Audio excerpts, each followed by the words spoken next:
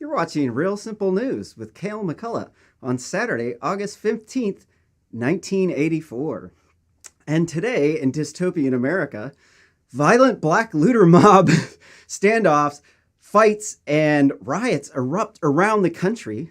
State police in Portland, Oregon, leave because the prosecutors stop prosecuting the rioters. And black looter mob and in Seattle goes straight cultural Marxist and demands an end to private property. Real Simple News is an open source news organization. You can find us on GitHub at github.com/Real Simple News. This is issue number 77. And so if you want to find us, it's a little bit complicated if you don't know GitHub. But so it's a lot easier for you to go to the website, realsimplenews.net/issue 77, where you can find the links to the videos. And if you want to make a donation, you can do so via PayPal. And you can also find a link to the GitHub issue ticket there. And you can comment. If you find any sort of factual errors, just go over to that GitHub issue ticket. You're going to have to sign up for a GitHub account. But you can, I am doing most of this work by myself.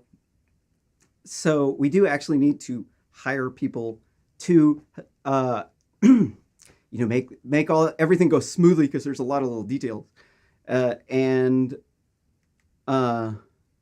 So you can find, if you want to make comments on the fact correction, you can do so by enumerating the number there in a square bracket.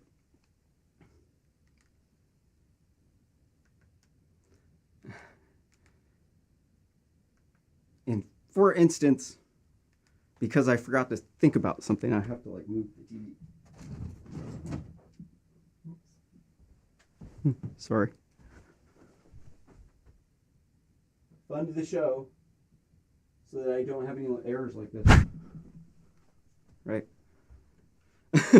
I also, most of the profits go to disability research and productivity research and happiness, mood research through my startup company. In this next article from the Washington Examiner, Oregon protesters confront ICE agents in a tense 10-hour standoff over detained area residents. A Wednesday afternoon demonstration drawing hundreds of people in Bend, Oregon, turned into a 10-hour standoff against U.S. Immigration and Customs Enforcement following its attempts to detain 2 illegal immigrants in the area.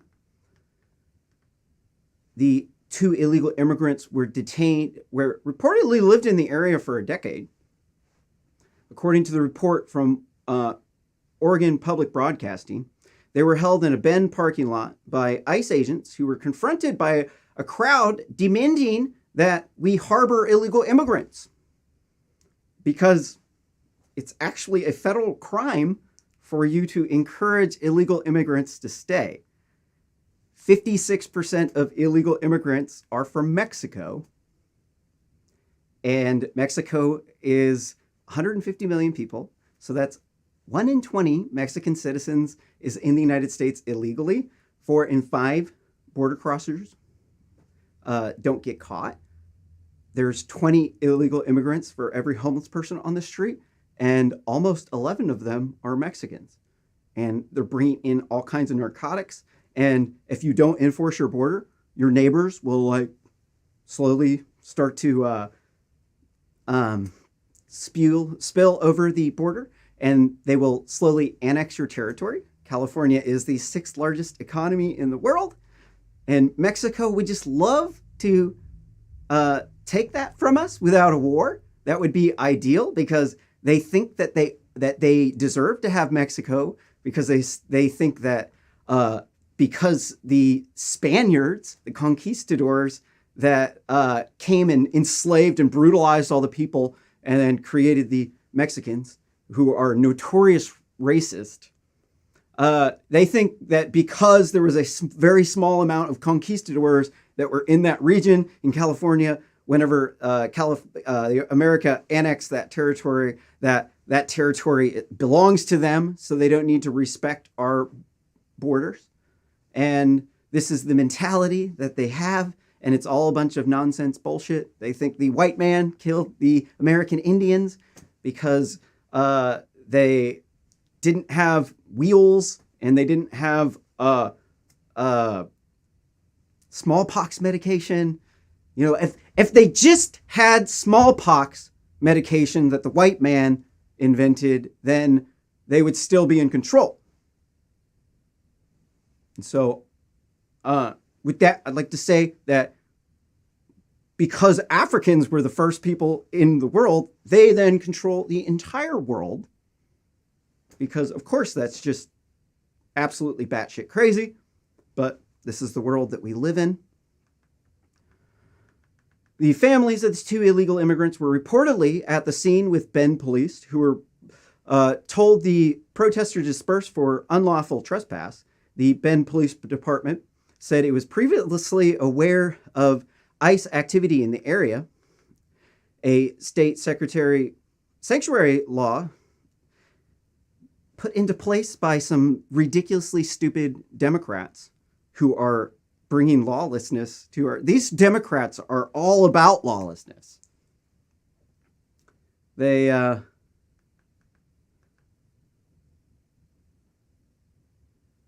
Hold on, sorry.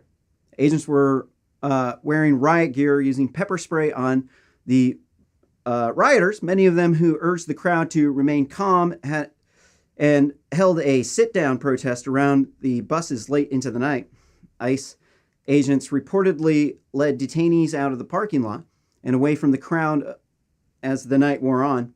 Bend City Council member Barb Campbell participated in the riots, reportedly parking her car, blocking the bus's path unlawfully. Bend Mayor Sally Russell called people to leave the area on Twitter. Thank you. I've been informed that both men are being detained, have warrants out for their arrest.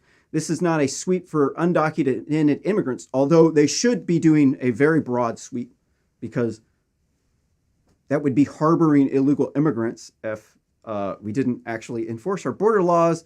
And 56% of them are from Mexico. So all of the Latinos from South America, for instance, Brazil, that has about 450,000 immigrants to the United States, almost all legal.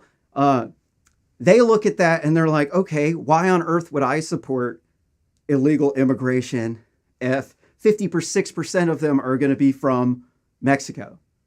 So that's just going to make the white people not be upset. And then the Latinos are going to be a permanent underclass of people. And then they're going to make less money. So you, as a Latino who is not from Mexico, this isn't really in your benefit.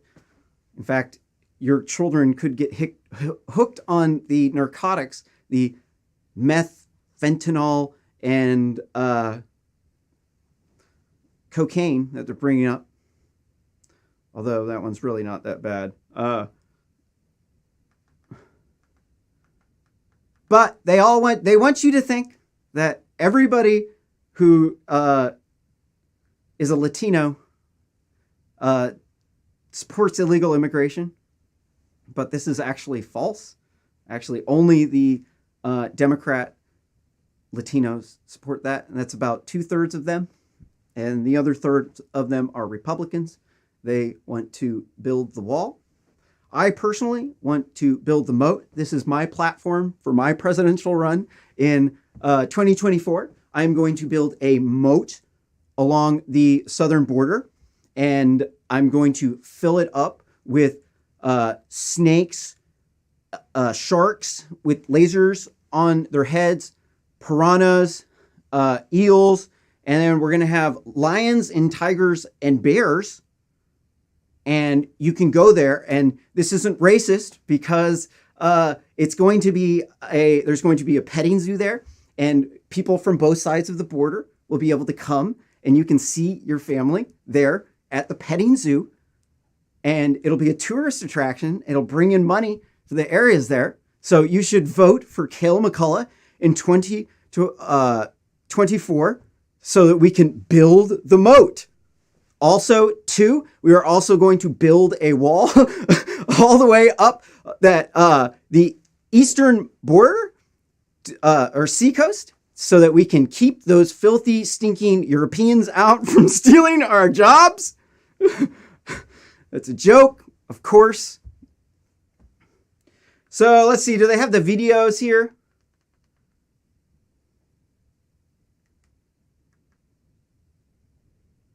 Bah.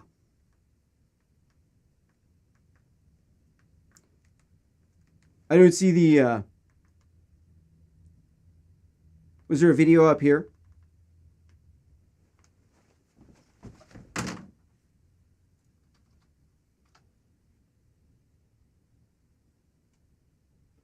Give me a moment here.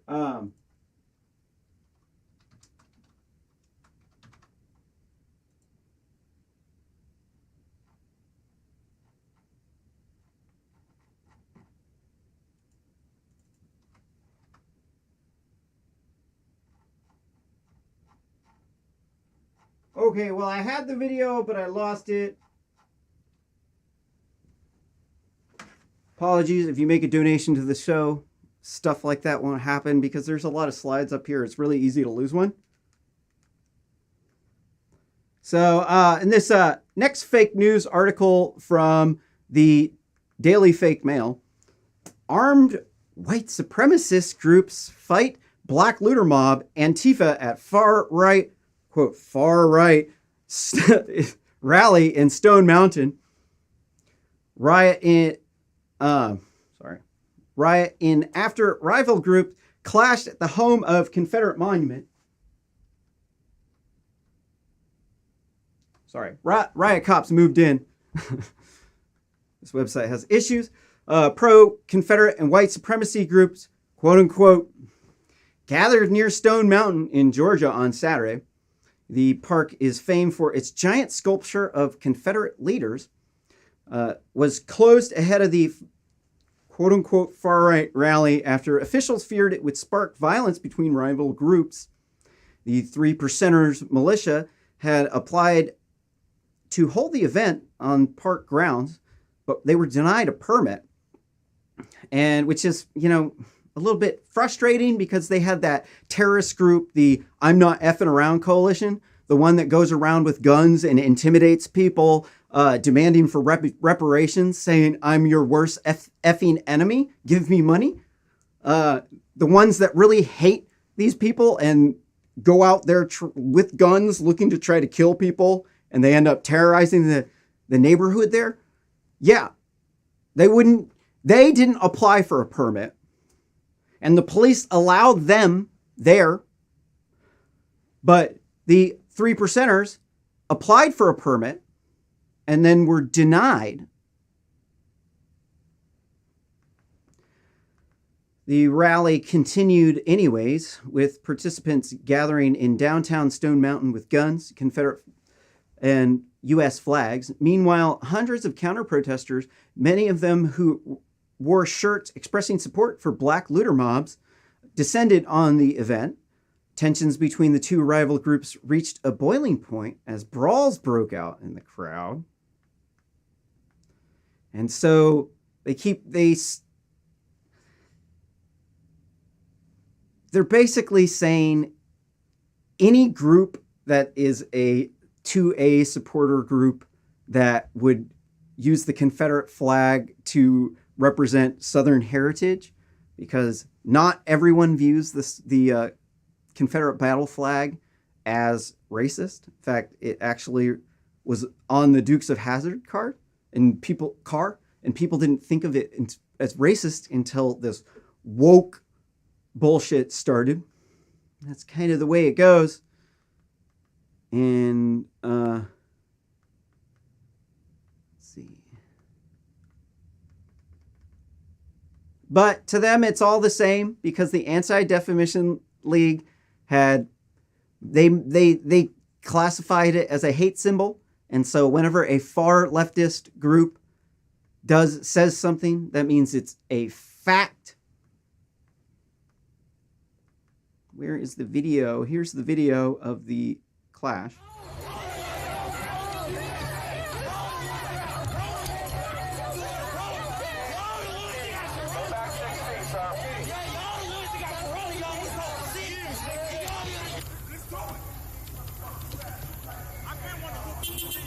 What are you mad about? Well, here's your first chance. Stay your ass right there. Talk on that right there. I'm going to take your gun from you. What are you mad about? Yeah. First of all, the reason that we out here, we are... I don't think that one dude wants to really try that. Y'all say y'all with us and y'all with the people. Well, why come every time we approach each other, we're fearful of that flag and y'all don't want to explain yourself? Okay, so the solution to that is to throw fireworks into the crowd? I came up here just to show everybody that we have just as much right to march through any town in this country as anybody else does. We have just as much right to go into any park, any state park, national park, and do whatever we want to do within legal ramifications. They shut the park down today, so I guess some people are more privileged than other people. Well, I'm here to show that we're patriots and that we are sticking together, and we're going to make a difference in this country. How do you feel about these the climate that has the country more divided than ever? How do I think about what? The climate. So that's the other thing that they say is far right. They say that if you're a patriotic person, that this is now far right. Basically, there's whack jobs who are controlling Wikipedia. One of the actors is called China, and the Real Simple News is part of the WikiSpy tool to monitor Wikipedia for tampering by hostile agents and political bias. And if you make a donation to the show, you actually fund artificial intelligence research that helps detect Chinese tampering on Wikipedia. And they have been all over the place. You'll see a story here coming up about it. In our country that has us more divided than ever. How do you feel? It's crazy. You know, it's crazy. We let them get this far. It's been building this for 40 years. You know, Khrushchev was the first one to say they were going to do it. You know, and then SARS comes up by the playbook of Mein Kampf, and that's what's going on. You know, we need to wake up. America needs to wake up. Black people die for that flag just like everybody else, so I don't see what the big problem is with it. It wasn't no problem 8 years ago when Obama was in there running his damn mouth, but as soon as he leaves, oh Lord, everything goes there. So I'm just tired of hearing all that. If you're unfamiliar, the reason why the right does not like Obama so much is because whenever Obama got elected, they started pandering to minorities heavily, and they stopped caring about the majority of the people, and they decided instead they want the Latinx or the Kleenex group of people. And shoot, it looks like my computer is totally stalled up right now. The Kleenex. Ooh, what is this? Oh, my camera stopped. Oh, man.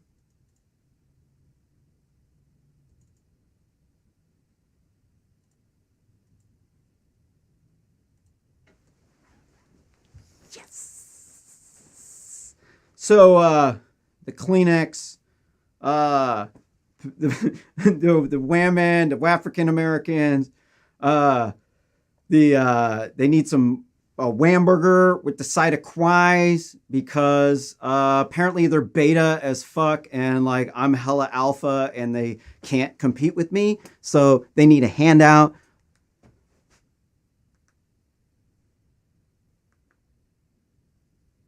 Oh no. No! We let them get this far.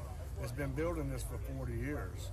You know, Khrushchev was the first one to say they were going to do it. you know, and then SARS comes up by the playbook of men camp, and that's what's going on. You know, we need to wake up. America needs to wake up. Black people die for that flag just like everybody else, so I don't see what the big problem is with it.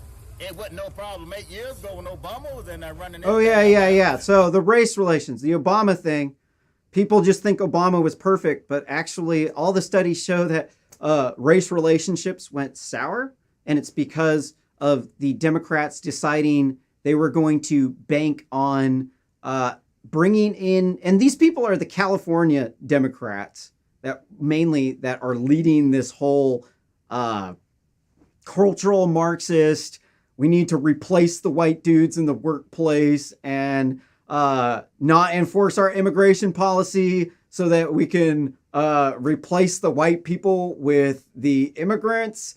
And it's China's behind all of this shit. But as soon as he leaves, oh Lord, everything goes there. So I'm just tired of hearing all that. So the Confederate monument on Stone Mountain, how do you feel about, should that be taken down? Been there for how many years now? I went to Stone Mountain when I was that tall. I didn't care nothing about that. I like looking at the thing. I mean, it don't mean nothing to me. It ain't hurt that, what's on that mountain ain't hurting black people nowhere. It ain't jumping off that mountain, jumping on people and beating the shit out of them. So, all it is, everything to do with the South, they want to get rid of basically what the whole deal is. It's been that way for years. Then they coming after that American flag. The government trying to take over. That's what it. See, I don't really think that most of these black people really look at this through the eyes of a white person. So, like, as a white person, when I see a black guy like that sticking up for the white people, that, like, really makes me love that guy. So, if I see a mob of black people and all they're saying is that dude is a racist piece of shit, we have to make sure, we have to take their white privilege and make sure they can't enforce their immigration policy because they are racist, and so we have to make sure that their kids can't control America because their parents are racist. That's the most irritating thing about this entire thing, is the people that actually have to deal with all of this stuff are going to be our children. Like my good friend of mine, he's black, brought his kid over, and we've been on the internet. People have been calling me racist, you know, and then we were talking and he's he said there wasn't even really racism going on until like we were talking about racism all this time. And then all of a sudden there's like all this racism, and it's because eventually people just get sick. They don't want, I mean, I live in Oregon where it's 1.9% black people here. So I'm looking at Biden and Joe Magoo Biden and Kamala the Snitch Harris, and their plan of they want to give out $15,000 loans to first-time home owner who are minorities, and give business loans to minorities, and make the Federal Reserve talk about race. And so for me in Oregon, I'm looking at that. I'm like, all right, so like, what do I get out of this?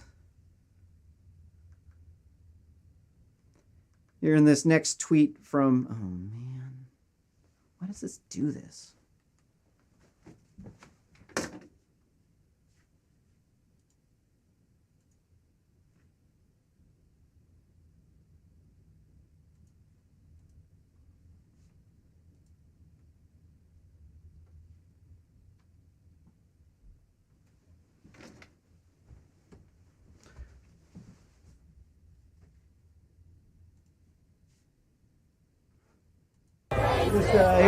This next tweet. Here's the black looter mob and Antifa people telling the white supremacists they need to go home because they can't, or they're quote unquote white supremacists.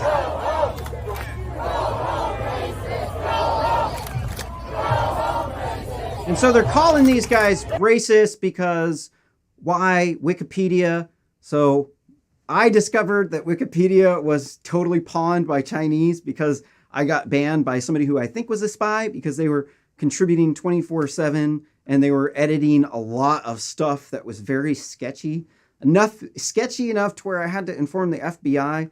And I discovered I used a business model canvas and an A-star algorithm to reverse engineer China's business model using the state transition to as short as possible graph overthrow of the world with socialism.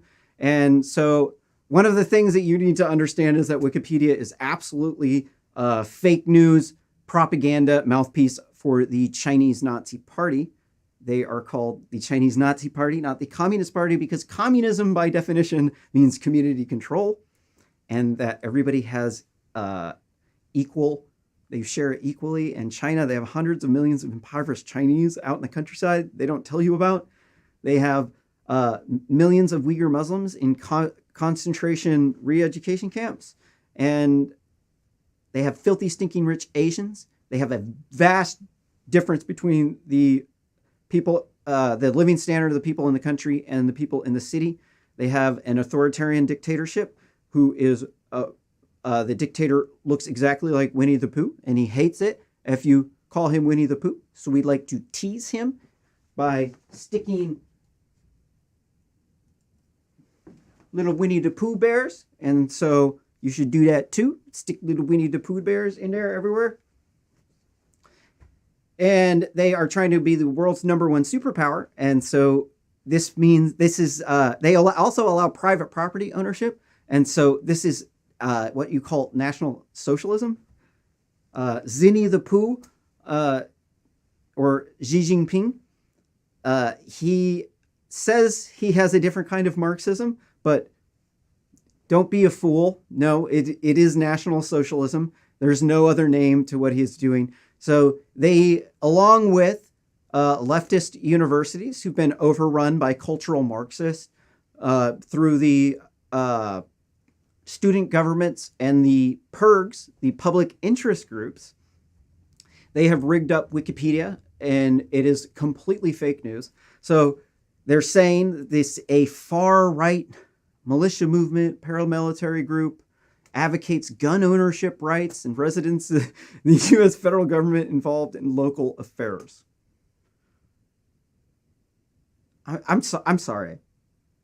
So what exactly does far right mean to them? Let's never listen to what Wikipedia says. Go to the people themselves. Here are the 3 percenters homepage. It says, we stand for freedom, liberty. Here, let me get this. Freedom, liberty, and the Constitution. We will combat all those who are corrupt. We are America's insurance policy. We will not see our republic fall. We are everywhere. We are the 3%. And then so let's go click on the About Us. And it specifically says, sorry.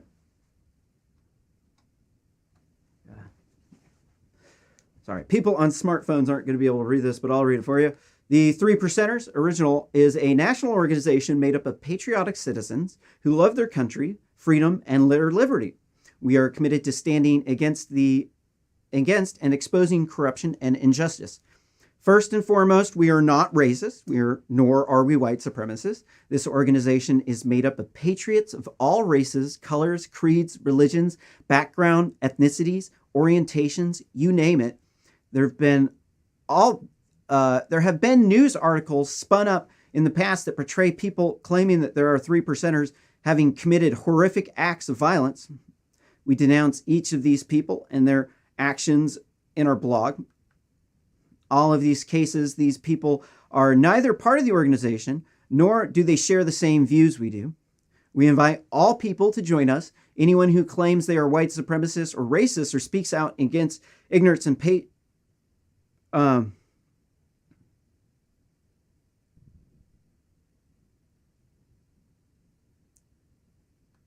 sorry. They said anybody who's claiming they're racist is just ignorant. Their patriotism is colorblind. We are not a militia, nor do we have meetings on local levels. These meetings are to help members network together and learn from each other. being a 3%er is more of a way of life rather than a club to join. As such, there are no membership fees or dues, and we will not charge people to participate in a movement that defends civil liberties. However, some events may be held at facilities that require admission. These can be paid individually as groups and blah, blah, blah, blah, blah. Oh, I can't just blah, blah, blah. Here, we got to go through up to the history.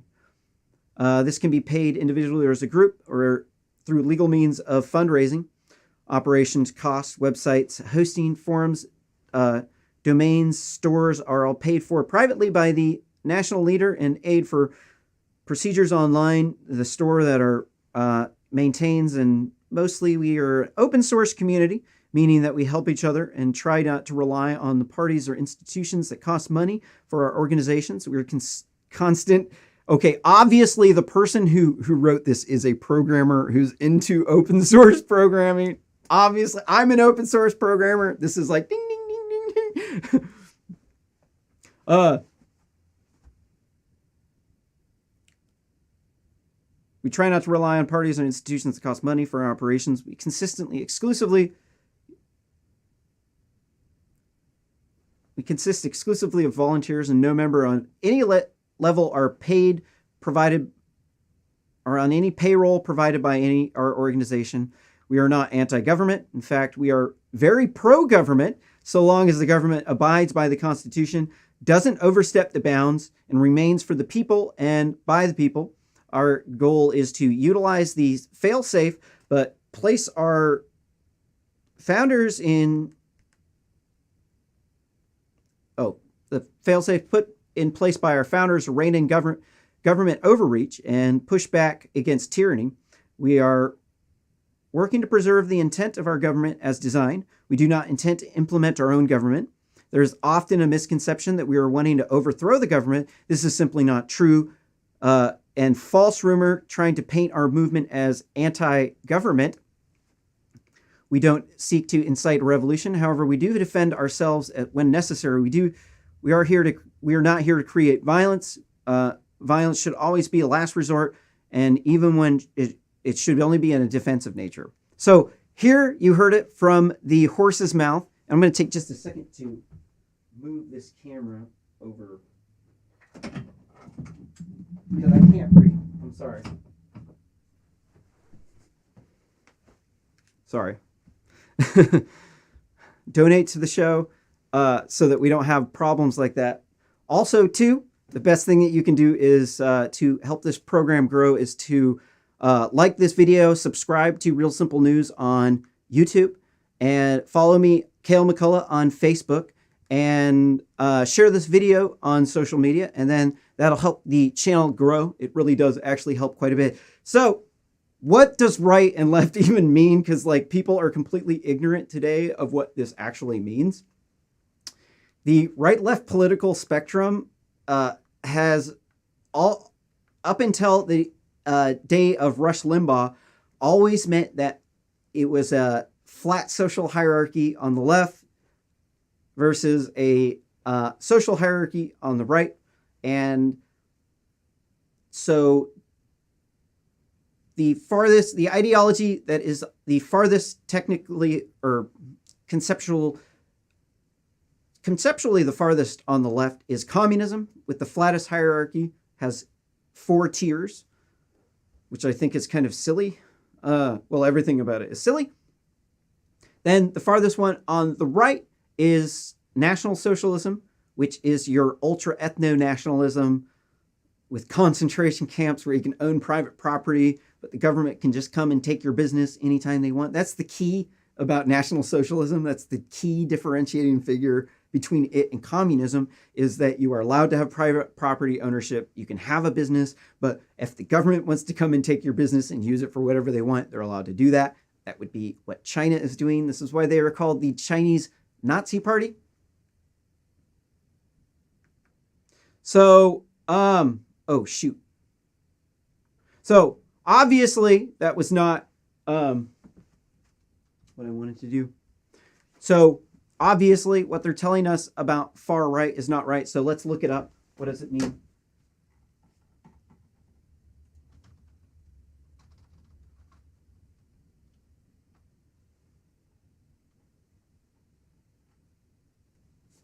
It says historically has referred to politics further on the right than on the left-right political spectrum than the standard political right, particularly in terms of extreme nationalism, nativist ideologies, and authoritarian tendencies. No, that's 100% a lie. No, a person who is far right believes in a extremely steep social hierarchy with authoritarianism, where it is okay to hurt people. What does a nativist mean? This basically, like, Hawaiians are a type of nativist. So a nativist is a person who promotes the interest of the native inhabitants against those of the immigrants, including supporting immigration restriction measures. So if you ever go to Hawaii, you'll notice that they don't like tourists there. I'm from Eugene, and I am the kind of person who will sit up at the end of the night drinking with all the locals. And so if you go up to one of these Hawaiians and you say that the tourists should take precedence over the natives, first, you might get punched in the face, but second, almost all of them are going to respond, "Fuck off, Howley." That's exactly what they're going to say, because they have a culture there. They have natives. If you overrun their island, then you will make their people go extinct. They won't have a home. So there's nothing wrong with the Hawaiians being nativists at all. In fact, it's rather entertaining, and they're actually very, very good people. See, extreme nationalism. And so what that means, extreme nationalism means if you are unpatriotic, people will beat you up. It means it basically, yeah, that's what I mean.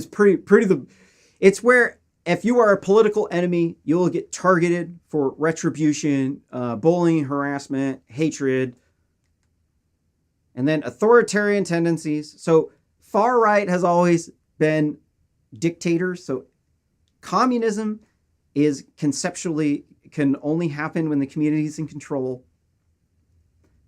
You need to have a strong government because people won't just like willingly give up their labor. You have to you don't need authoritarianism, but once you have a authoritarian government that's communist and they bias everything towards their in-group, then that becomes far right. So just because they started as communist does not mean that they don't end up on the far right. And so what you'll notice that is missing from this far right article is that they have scrubbed everything about Mao Zedong being far right, because they say, no, he's communist. And they don't say anything about Stalin being far right. And factually, this is not correct, because once they created a in-group of people that they biased everything towards, and they started killing hundreds of millions of people, and they have an impoverished class of people, and they have a rich class of people, this, by definition, becomes far right. People think that just because you say you're communist means that you're far left. This is not right. No. If you believe in a steep hierarchy, if you believe in having different classes of people, and then concentration camps, that is far right.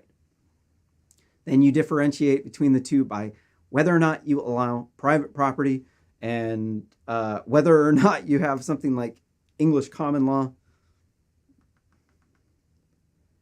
So slowly over time, what the Chinese Nazi Party has been doing, using spies on Wikipedia, that I am building a tool to verify everything that I say. It is open source, and you can donate to it through the show at realsimplenews.net/issue77 for this show. what they've done is they've slowly inserted all of the enemies of China into this show, into this pile of the far right. And so they've put here chauvinists. So chauvinism is a form of nationalism. So that means that you're a patriot. Xenophobic. So xenophobia is supposed to be like, okay, when you talk about xenophobia in this context, you're meaning like Nazism. So Nazism, people think, is white supremacy. This is not actually true. Germans never owned slaves. They weren't racist. Before World War II happened, Berlin was one of the most racially tolerant places in the entire world. It is a fact. You can verify it. Women got their voting rights in 1918 in Germany, and they shortly after elected fascist, and then they elected Adolf Hitler because they thought it was going to be a freedom movement, because everything in authoritarian countries is backwards.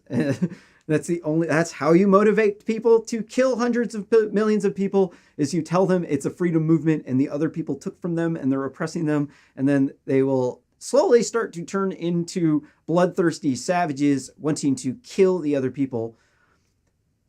This is the type of xenophobia that they're talking about as far right. So what the left is wanting to say is xenophobia now is that you don't want Sharia law and you want to enforce our immigration policies. That's not xenophobia.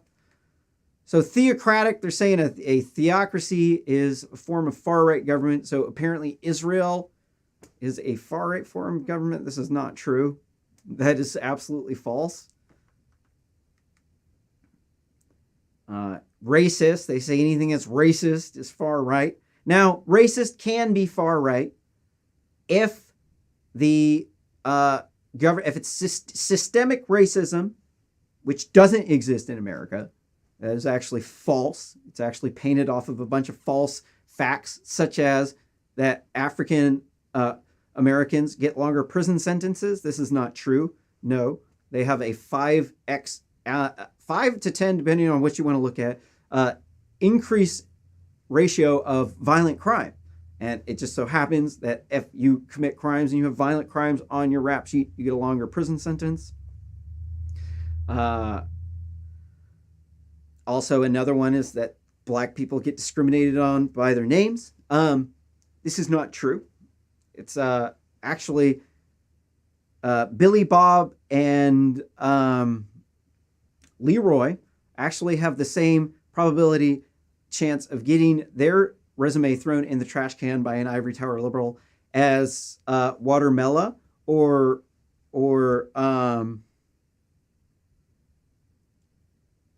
what's another name? I don't know. That's Watermella was the one from the study that they showed. I can't remember anymore. I'm sorry. But if you just use your last name on your job resume, you won't actually get discriminated against. It actually is, your first name is more of an indicator of your parents' education level. And so that's what they're looking at. They're making a knee-jerk reaction on your education level and then using that to throw your resume in the trash. So the Chinese have been using this as a method to prevent us from enforcing our border policies, because they're doing a form, it's called cultural Marxism. This is the ideology that killed so many people in communist China during the cultural de-evolution, where they destroyed all the Buddhist monasteries and Taoist monasteries. And this is just part of it is China doing, they're doing all kinds of psychological warfare operations. They're trying to use their cyber weapons that they've implanted here on Wikipedia, and that they also utilize advertising from Chinese Nazi Party controlled companies in order to target you with targeted ads to feed you boogeyman propaganda, so they can actually make money off brainwashing you to be a cultural Marxist. Cultural Marxism is where they said that it wasn't Marxism that was the problem of why communism failed and Nazism failed. Well, actually, Nazism was supposed to replace Marxism because of its failures. They said it was the culture and that they had to replace the culture. And so this is what caused so many people to be murdered in Russia and China. Hundreds of millions of people in brutal executions and torturing. So they want to put everybody who's in their enemies into this pile, and then the media will go right along with it because they want to get you to click on the ads. They are what are called ivory tower liberals. They sit up top, they ivory tower, making up policies for that they don't have to live by because they live in gated communities, and they will tell you anything that you want to hear to get you to like the post, watch the ad, buy the product, and vote for them. And this is why they are the biggest dirtbag pieces of shit on the planet. They are scum suckers. They are the bottom of the barrel, worst of the worst. They are the ones in control of the social media companies, and they are all under the control of immigrants. So you have no idea how many European immigrants are coming in that are through these H-1B visa programs. And so they don't want to hire the American workers because of our GPAs. So the one chart I like to show, which I'm going to bring up.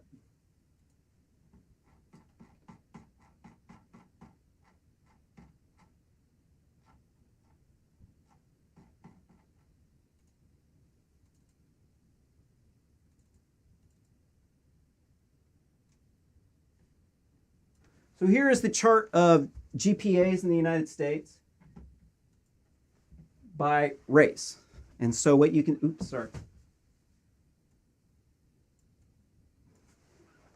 So we can see that at the top, the Asians are the best performers, followed by the white people, followed by the Latinos, followed by the black people, African Americans. You need to discriminate between them because the African immigrants are the highest paid group of immigrants in the United States. So it's not true that all black people are underpaid. It's just African Americans, primarily people who live in big cities, the hood Democrats.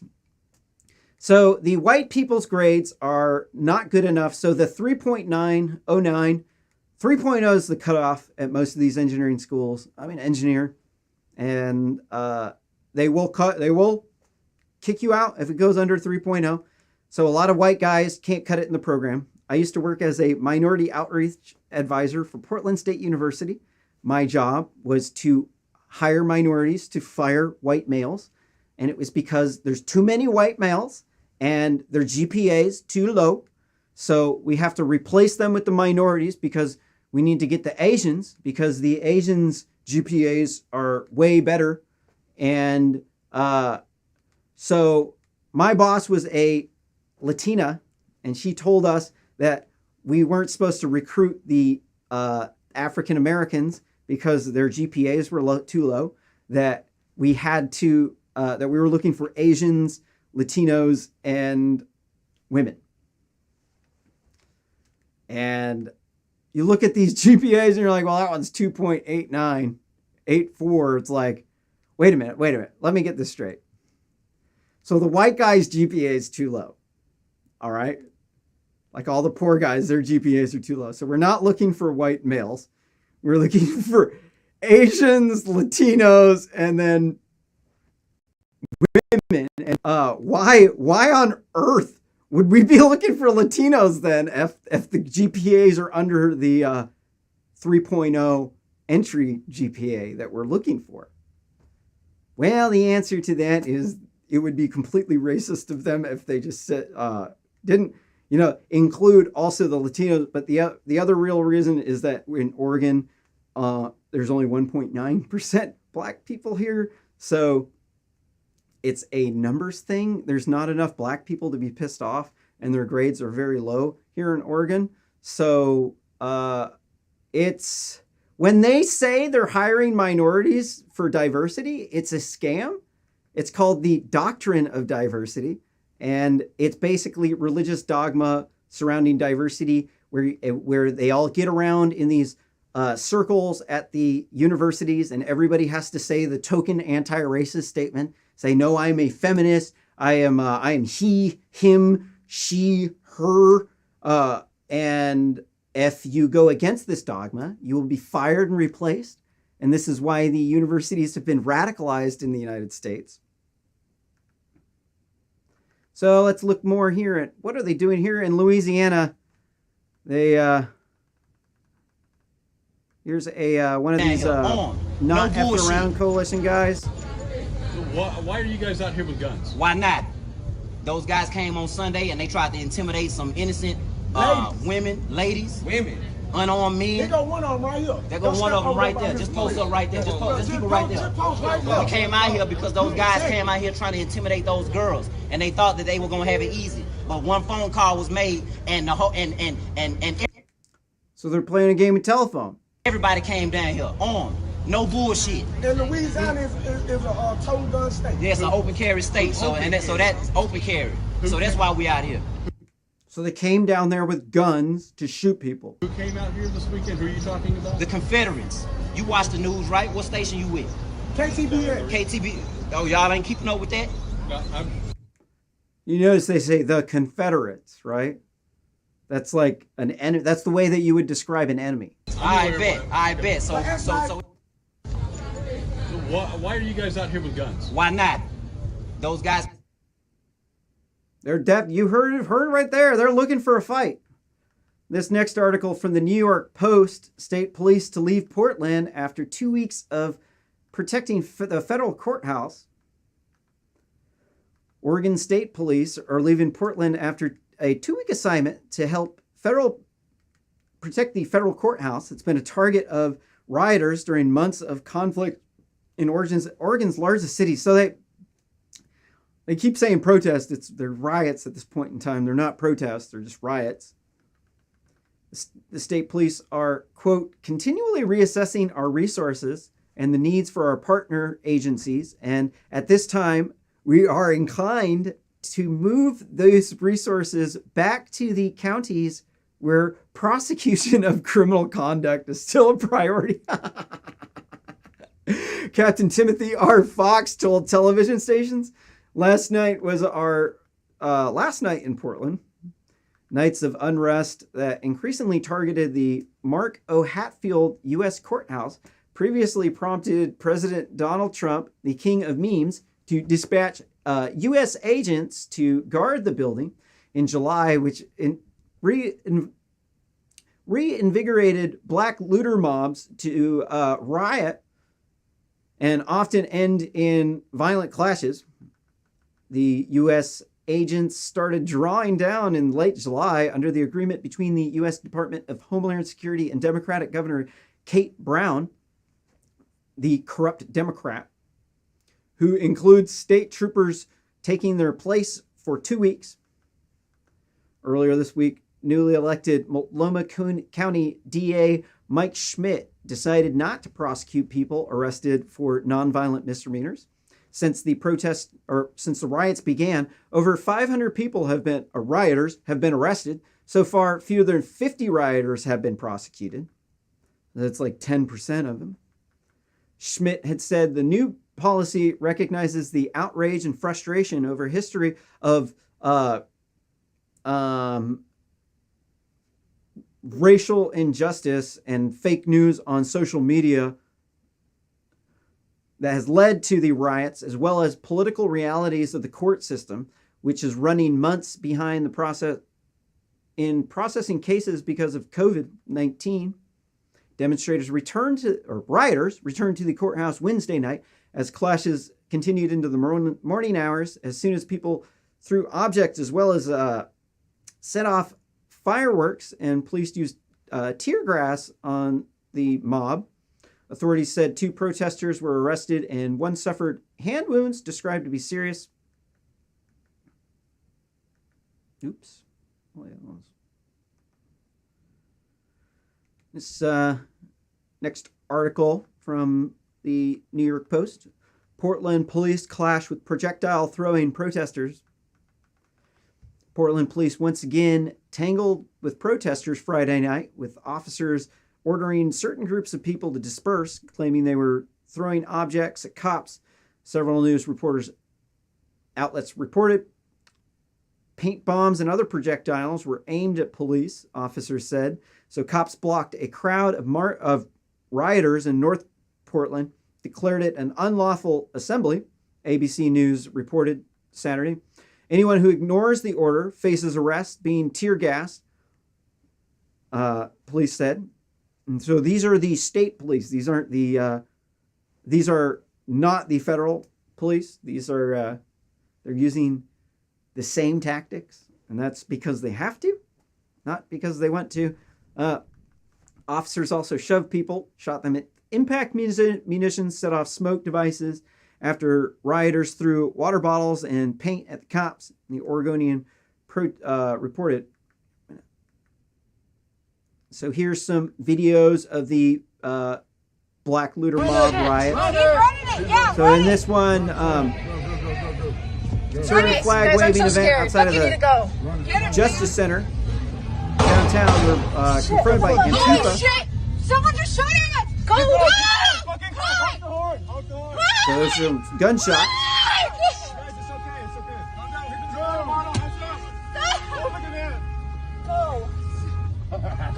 Go! Fucking go! Someone fucking shot a gun at us! Go! Fucking go! You may have just heard gunshots, folks. Here we can see the looting in the Capital One Bank in Portland by the Black Looter Mob.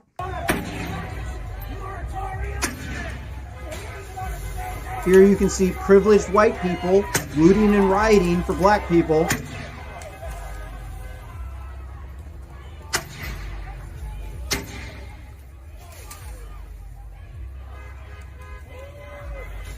That's some strong glass.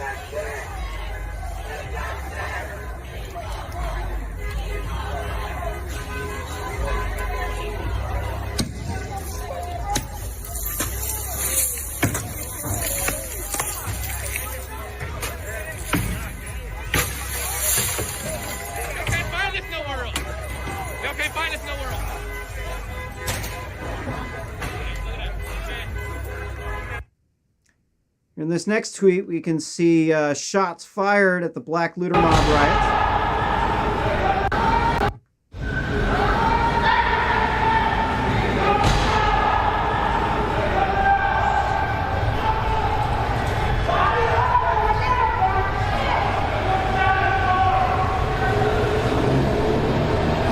Because you know all peaceful protests just have gunshots.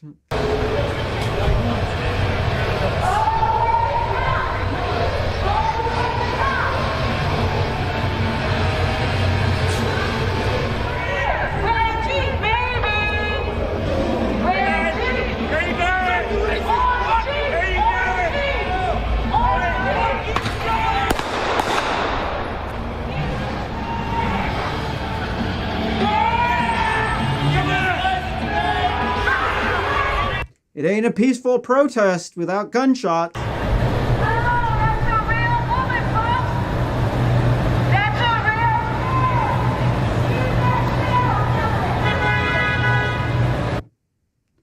This next video, Antifa, Black Looter Mob get disciplined by Portland Patriots. George Floyd. Black Lives Matter.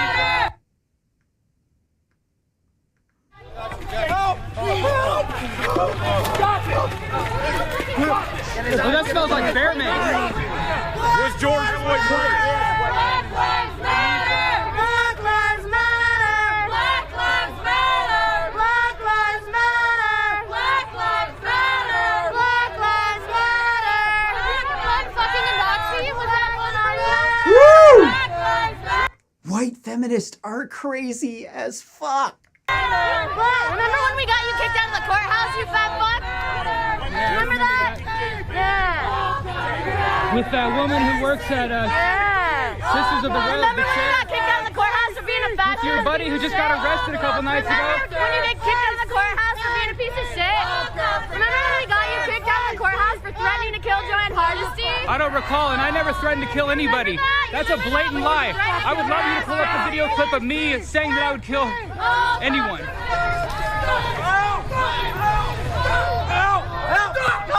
Who's got water? Don't rub it. Can I grab your water?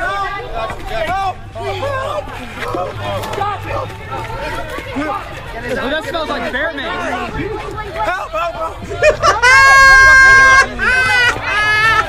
Help! Oh yeah, I felt bear mace from you guys before. Poetic justice, motherfuckers. Why are you fucking coming back? Either or! Fuck this country! Dude, I don't care who fucking wins. You're pathetic. Get the hell out of here! No, fuck you! What's wrong with you? No, fuck you! You're pathetic! Pathetic! Spray it again. I think one more person. Fuck you! Fuck you!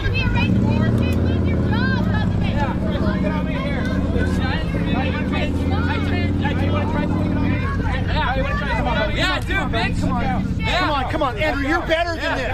You're better than this, Andrew. Please. Come on, everybody, come on. Come on, we're better than this. All right. Head up for that one. Here in this next one, woo, boy, a bunch of them in, yeah. Sorry. Believe me when I say this.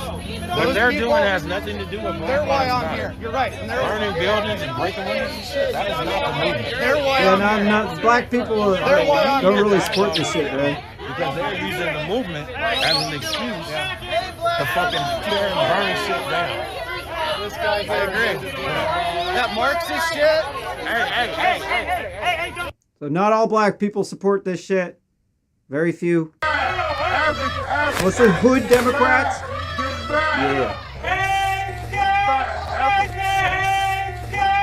Get the fuck back and stop following us. You should be stopping. Get the fuck back. Keep instigating. I don't give a fuck. I have every right to stand here. Get the fuck out of here. You have the right to harass people. Hands up! Hands up! Hands up! There he goes. Back up. Back up.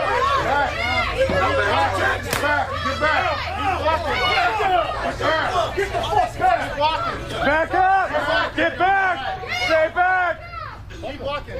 Quit starting shit! You just learned this villain? You guys are fucking sick. We gotta back up! We gotta back up! Get the fuck out of our town! Bitch! Or this next tweet got heated up as witness saw the police attacking the crowd. What happened to that temporary restraining order? Huh?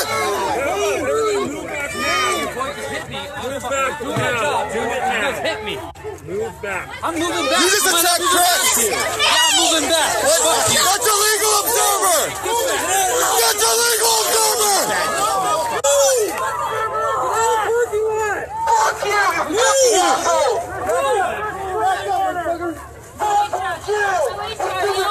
Are you okay? Kiss my black ass, nigga! Kiss my black ass! Here, BLM and black looter mob terrorists set fires in the street of North Portland. Because it's not a peaceful protest without a fire in the street, right? Here we can see black people killing each other. These are the Black Lives That Matter to these protests.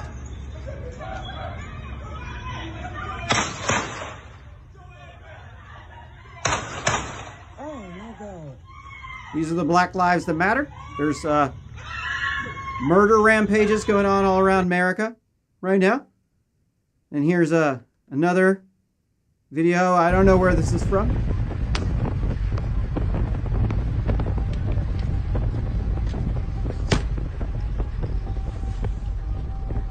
All I can tell you is the driver was on the right side of the car, so it's in America. have no idea what that was. If you know what that was, comment on issue 77 in the GitHub repository for this show. And then here is I'm being honest with you, bro. I'm being honest with you.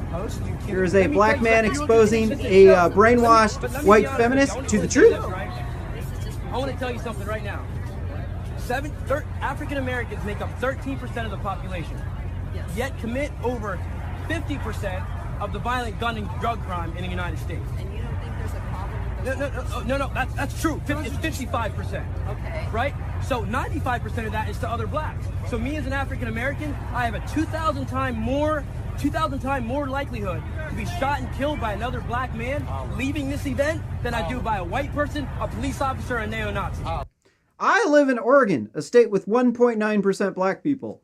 I've been victim of 2 home invasion robberies and a kidnapping where I've almost been murdered 2 different times. And then my sister was almost murdered another time in one of the home invasion robberies where someone put a knife to her throat. The black man pulled the white man with the knife to my sister's throat, who was pregnant with my nephew at the time, pulled the guy off her.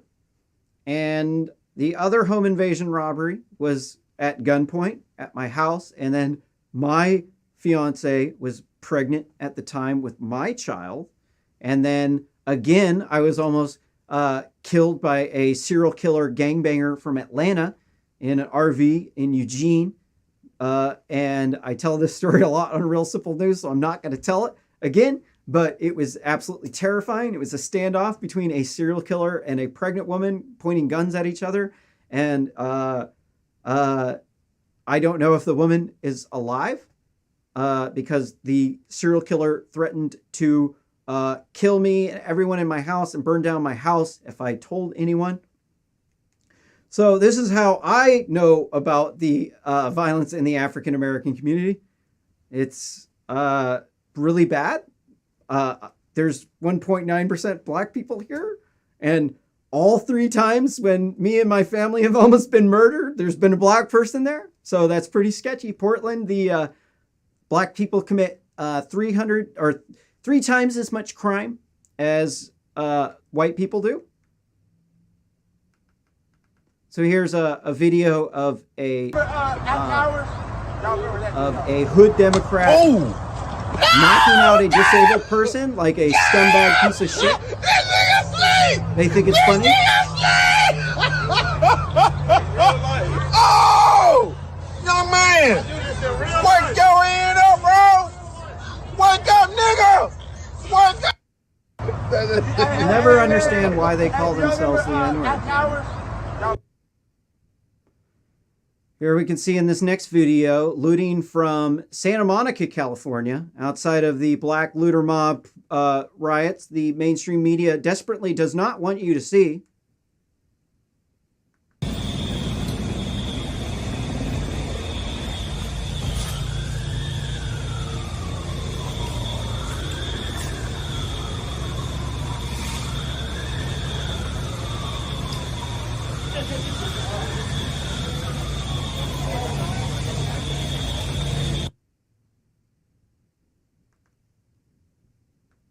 In this next article from the New York Post, Antifa Nazi rioters storm through Seattle in a night of mayhem while police do nothing.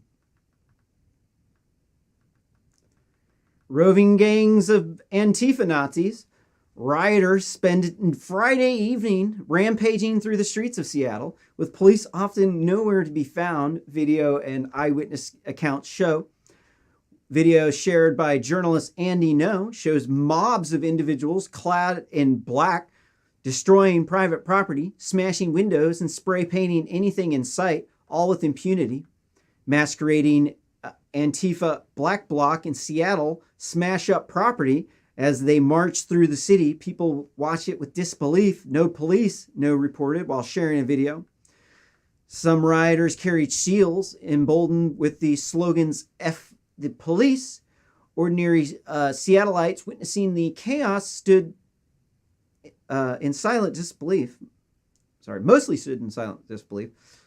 Quote, looking at all these white people, they're scared as F right now, said one of the protesters filming residents eating outdoors at some cities' restaurants.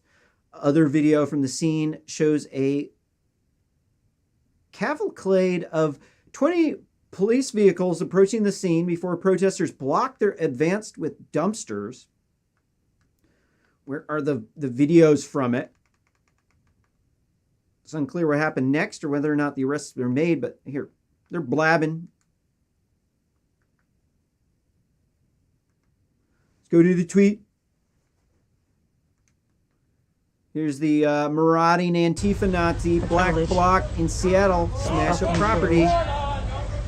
The fucking privilege. They said free parking. Y'all gonna say thank you to them tomorrow. It's a revolution. Parking is a regressive tax. Cultural Marxism coming to a town near you. Where's your mask? Where's your mask? There you go. I don't see shit. I don't know shit. I don't see shit. I don't know shit. I don't see shit. I don't know shit. Nah, man. Nah. You snitch them out, dude. Straight up rat on their ass. Bust them. Take pictures, videos.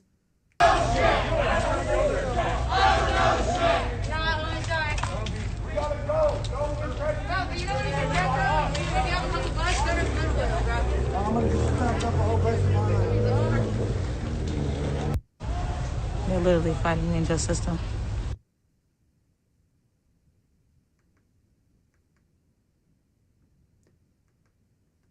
In this next article from the New York Post, Seattle black looter mob demand white people give up their homes. They're going straight cultural Marxist on you. Here the tweet says, Seattle black looter mob marched through the residential neighborhoods and demanded that white people give up their homes, give up your house, give black people back their homes.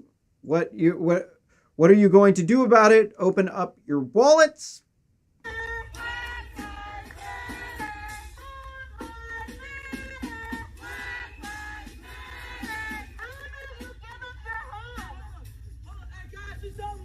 Do you know that you are living in a historically black neighborhood right now? Do you know that? Do you know that before Joe White ass came here, this was all black people? Do you know that? Do you know that? Do you know people like you came in? No offense, but if that dude did live in my neighborhood, I would be very glad that he was gone. Here and basically bought all the land from the black people for less than what it was worth, kicked them out so you could live here. I just want you to notice that his pants are hanging out around his mid-thigh. So if you're wondering why you're getting discriminated against for employment, maybe you should pull your pants up. Do you know that? Also, too, not being a whiny little beta male, that would help. You know that? Yeah. Because if you don't, now you fucking do. Now do something about it. Yeah. Open your wallet. What are you gonna do? Open your wallet. You live in a historically black neighborhood. You live in a gentrified neighborhood. Yeah. You're part of that gentrification. Yeah. So how are you gonna fix it? If anyone else wants to move to Seattle and gentrify it, it would help remove people like him from the neighborhoods. So you should do Seattle a favor and gentrify these people out of their neighborhoods. What are you going to do to fix it? Because you're part of that gentrification, that racist gentrification. How do you plan to fix it? Because you are living on black people's land right now. Yeah. I mean, native land, but black people live here too. Yeah. So See, I wrote a song about this. It's called Wafrican American. Because I'm a Wafrican American. I say, wah, wah, wah. This is not fair. I need Uncle Sam to buy me a Whamburger and cries. I want a glass of wine on my food stamps because I'm entitled to it because I'm black. So you better hire me for a job because I'm coming to take over the HR. I'm coming to fire white males because they are the ones that oppressing me. Yeah, yeah, yeah. They holding down the white feminist. Yeah, they are The women, when they say this ain't fair. Why? Because the white man ain't paying me. All right. I think that's all enough. All I got for you right now. Like and subscribe to Real Simple News if you want to hear the official version of that song.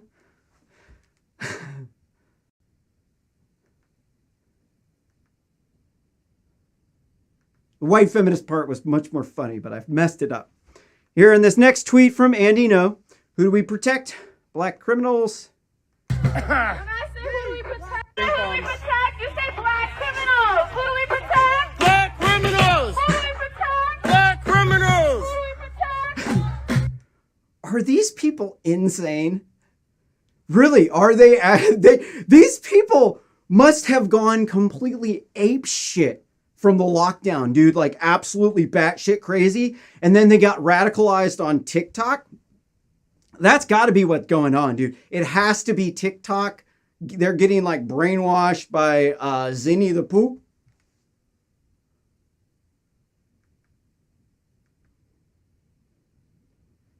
Here's another video of the black looter mob marching through residential areas. They shouted in support of black criminals and at one point demanded that white people be moved out. Get the fuck out and give us our shit back. Give us our shit back. Thank you. Get the fuck out, give us our shit back.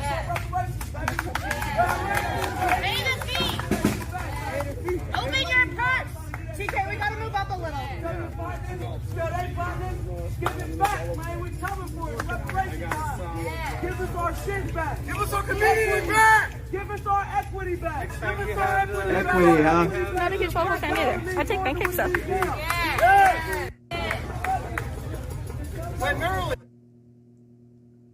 Here in this next tweet, the another video of the black looter mob.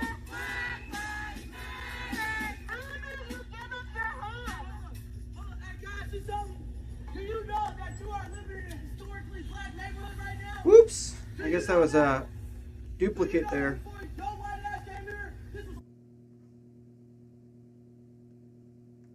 Here in this next tweet, black looter mobs in Seattle harassing viciously berate police for arresting their comrades. Fucking asked you why the fuck you arrested him, you fucking dumbass! You just said you're fucking bored? You're bored? You're bored? You're bored of arresting a 15-year-old kid! 7621. You're bored! You're bored! You're bored! What the fuck is wrong with you? You fucking stupid ass! You're bored! You're fucking bored? Are you kidding me? Are you fucking kidding me? 7211. Fuck you in that card, bitch! Fuck! Now it looks like it's time to go get another blackhead. All right, here's another angle of the SPD aggression. So here's what they're. Oh, fuck that. Fuck that. Fuck this. This is fucked up. Oh my God.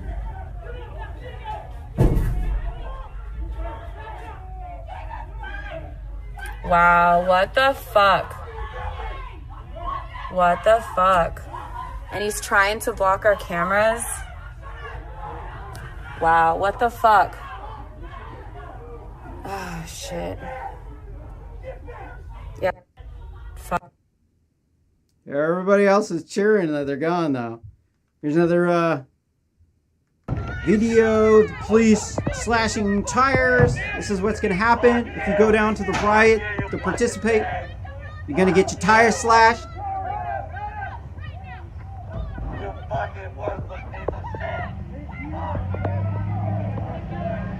Yeah, the worthless pieces of shit are the ones who are going down here to riot.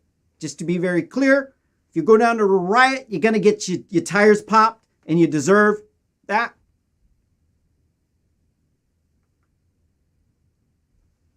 Here in this next tweet, BLM and Antifa gets beat up. Stop it! I don't know when this is from. It was posted today. I don't know if it's from. Yo, back off!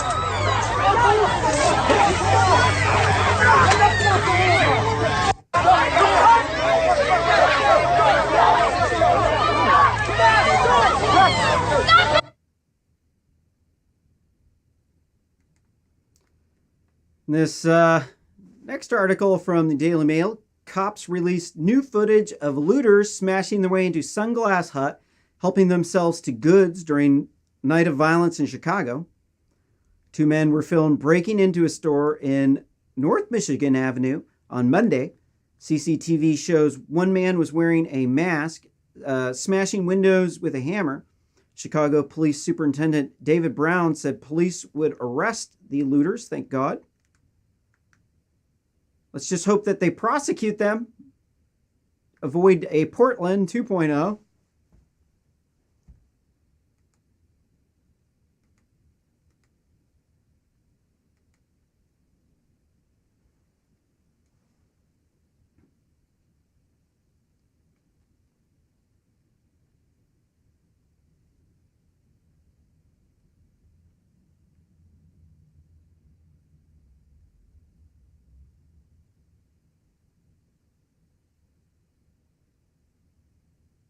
So if you do have any information on the identity of this man, you can call the Chicago Police Department. You definitely should.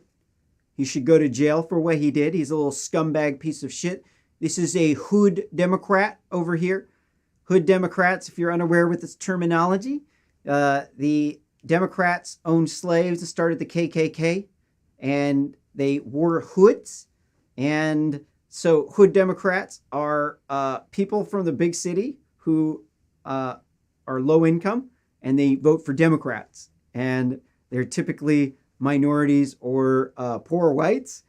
And they have very high crime and drug rate abuse rates.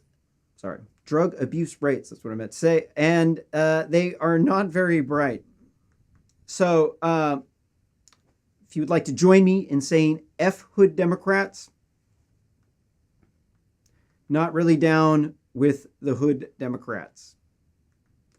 But there is hope. You can walk away and then people will not think that you suck anymore. Just join the Republicans. Here next week from Andy, Antifa and black looter mob in Chicago riot today. This was from today, so this was not too long ago. It was like 3 hours ago.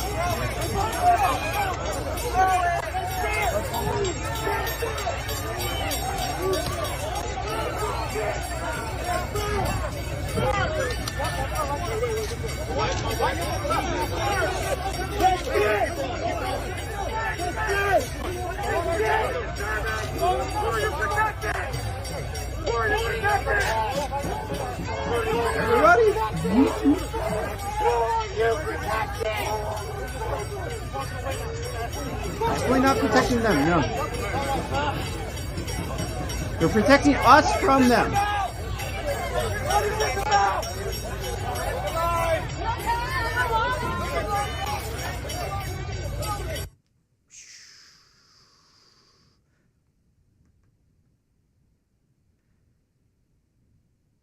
This next tweet from @4America. Here is a black looter mob organizer or a Nike, because that makes sure that that person eats. That endorsing if looting. somebody decides to loot a Gucci or a Macy's or a Nike, because that makes sure that that person eats. That makes sure that that person has clothes. That's reparations. I'm sorry. I buy most of my clothes from the Goodwill. Gucci? Really? Like, you need Gucci to, like, put food on the table? Okay. That is reparations. Anything they want to take it, because these businesses have insurance. Ooh. They're going to get their money back. My people aren't getting. And they're going to get it from who? The customers? Like, the people? Right. Right. So you're stealing from the general public. This next tweet from @ArtValley818_. We got BLM Antifa Nazis rioting in Chicago. Full-blown race riots.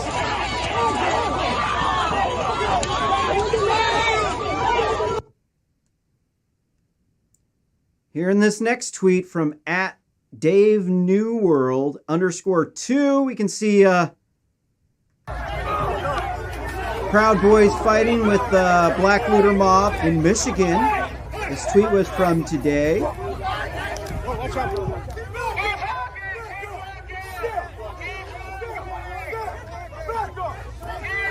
Just to be clear, the Proud Boys absolutely is not a hate group. They are just like that 3%er group. They're just a group of patriotic people who might not all be perfect, but when you compare them to the black people, they're angels.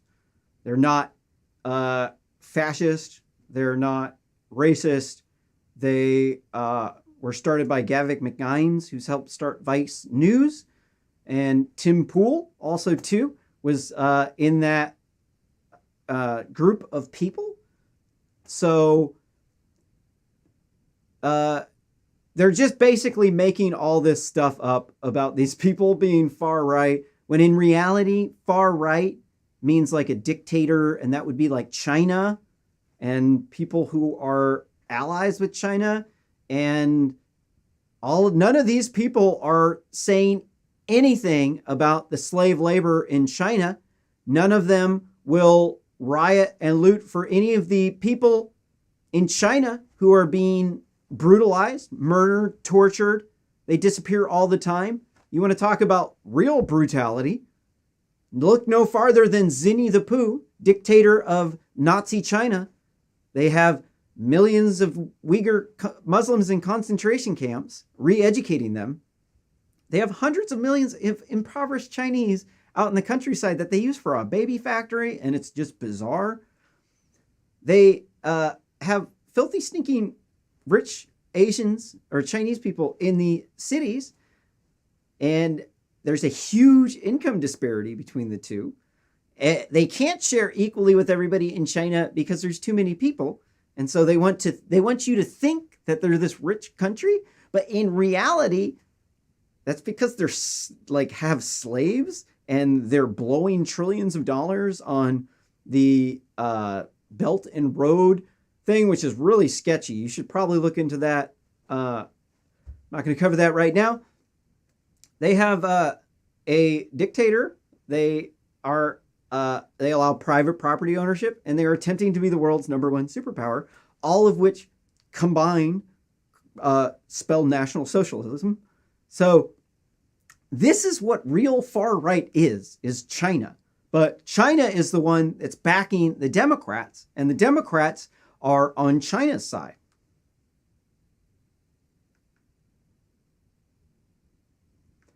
This next tweet from Andromeda33, looting in Austin, Texas, by Black Looter Mob. These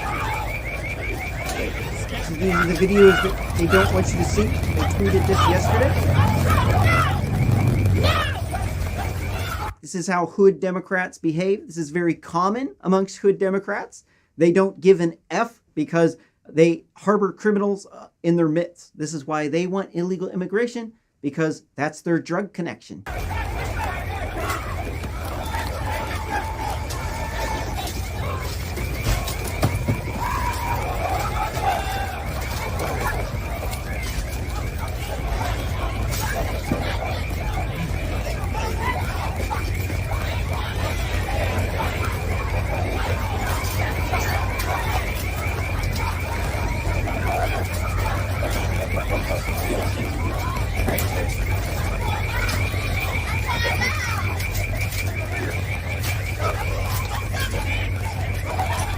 So if you do have a business and you are located in the hood, you might want to relocate your business somewhere else, because hood Democrats will come and steal all of your stuff, and it probably would be best to just leave now, because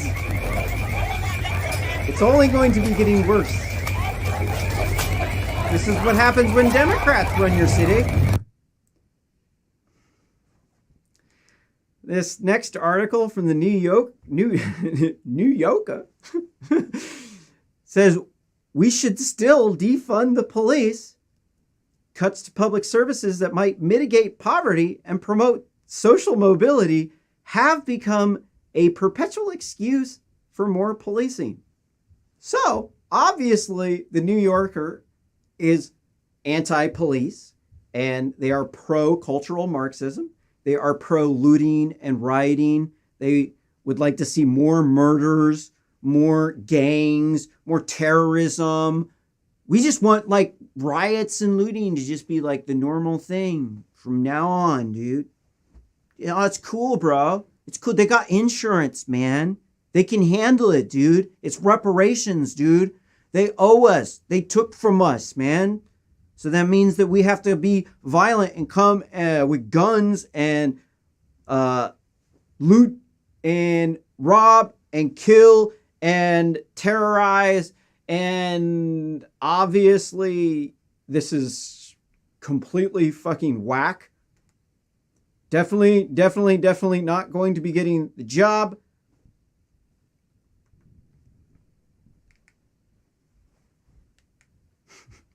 This next article from the New York Post, Joe Magoo Biden calls for nationwide mask mandate.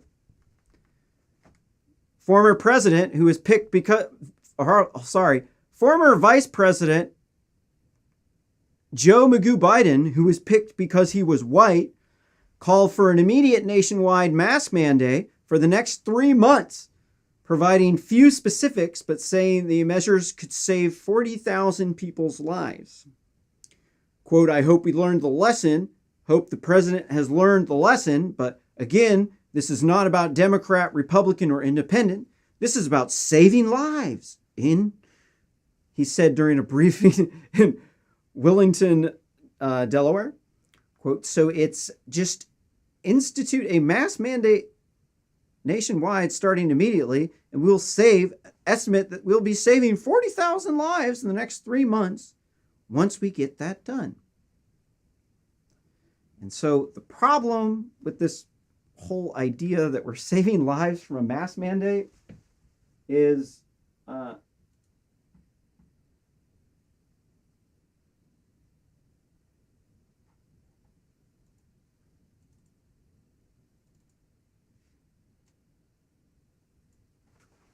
here's the COVID death rates graph. So you can see here from this graph that about half of the people who've died from COVID, and these numbers are a couple of weeks out of date. Yes, 60,000 more people have died, but this sample size has over 100,000 people, so it's going to be the same percentages. It's just statistics in a nutshell. So you'll see that about half the people that died were over the average age of death. You will also see from this graph that if you're under the age of 45, that you have if you're over the age of 45, you have a 38 times more greater chance of dying from COVID. So this means that for young people, they have very little risk of dying from COVID. COVID is deadly for one reason only, because it's a new virus and you have not had it. So for the young people, if they put off getting COVID until they're older, they have a higher chance of dying. Also, too, 1/3 of the deaths here from COVID were also people with pre-existing conditions such as cancer, which kills approximately 600,000 people per year, and diabetes, which kills approximately 85,000 people per year. So if you take that into account, now I don't know what percentage of people were over the average age of death and had a pre-existing condition. I don't know that. But we must assume that that the people in this region here, that those people, a large percent of them had pre-existing conditions, or they had a condition that was not known at the time of death. And so for young people, there's 6 different strands of COVID. One of them is very deadly. The other 5 are not deadly. So if you're young, you want to get the other strands of COVID, the 5 that aren't deadly, before you get the strand of COVID that is deadly, because it's going to mutate and then it could make a second wave. The evidence for that is very little, that there's a second wave coming. But in the 1918 Spanish flu pandemic that pretty much put an end to the First World War, that had multiple waves, and again, it mutated in China. So this would be the second pandemic that China brought to us in the past 100 years. Thank you for the Wu flu and the Kung flu, China. And if anyone here is listening from China or Hong Kong, you should overthrow Winnie the Pooh and bring democracy to Hong Kong. And don't forget about Taiwan. I mean, those people are struggling too. They all should overthrow the dictator Winnie the Pooh and bring democracy to Asia, because those people are awesome and they deserve democracy. And Winnie the Pooh is a jerk. And all those people are totally crazy Nazis. And so the other thing that they're just completely discounting here about the death rates is the suicide rate. There's about 50,000 people who commit suicide every single year. And when the pandemic lockdown started, the suicide rate peaked 356%. If that rate continues over a year, which is probably not, then that would cause over 200,000 deaths by suicide. So when you force people to wear masks, it causes depression. For rape victims, it can cause them to be traumatized, because in the past, people have put, when they've been raped, they've had something put over their mouth to protect it, to stop them from screaming. So women who have been raped are being traumatized by the mask. As well, deaf people are being traumatized by the mask because they require seeing your mouth so that they can interpret your words. So not having this mask mandate has a lot of consequences that go along with it. And there's absolutely zero evidence, none at all, period, none, that wearing a mask reduces the number of COVID deaths. Absolutely not. The mortality rate is based. There's all of the statistics that we've been dealing with have been based off of junk data, because we didn't have the data and then they got it. And then 86% of scientists vote for Democrats. And they look at most of the data through a political lens. And so everything that has been coming out of these people's mouth is not trustworthy anymore. I'm an engineer and I know quite a bit about virology, and I don't like to say that. Absolutely don't like to say that, but the fact is that it's true. I debunk fake news on this show all the time. And this is coming from dogma, from people who are caught up on the doctrine of diversity, and they are obsessed with being the white savior, and they think they know everything because they studied in school, and they think that because they saw something kind of similar in school, that they know what they're talking about, and that if you don't trust the science, that you're now crazy, and then you're now a threat, and they have to deal with you like a threat. You're one of these science deniers if you don't trust everything that they say. What you have to understand is that when these people go home, they are popping pills, drinking booze like a madman, and they are totally psychotic. These people are crazy. They're going to be like my sister. Trust me, my sister is a scientist. And trust me, my sister is a fucking lunatic. And if you actually listen to what my sister says based off of her scientific evidence that she brings you, you are fucking stupid. Trust me, she is not a good source. You cannot trust anything that comes out of her mouth.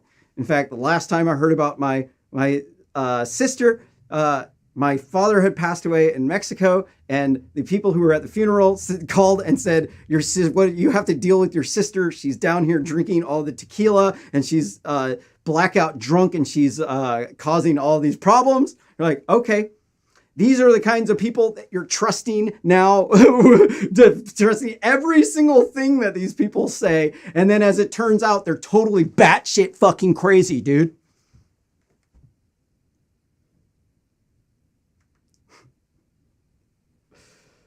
Oh, Mr. Magoo, Mr. Magoo.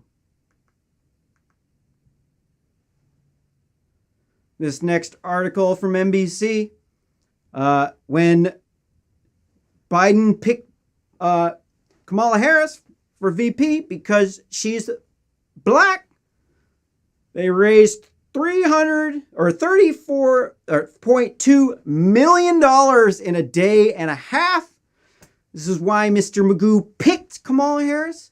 This is why Barack Obama picked Joe Magoo Biden. And it's because the black man couldn't win without a white dude. And the white dude can't win without a black woman. Because people just vote for Democrats because they're going to take from the white man and give it to the African Americans and the Whaman and the Kleenex, the Latinx, because the white man, the white savior, said that the Latinos cannot say Latino. No, that is sexist. No, that has been canceled. Now your language is now defunct. There is no law or los. It is X.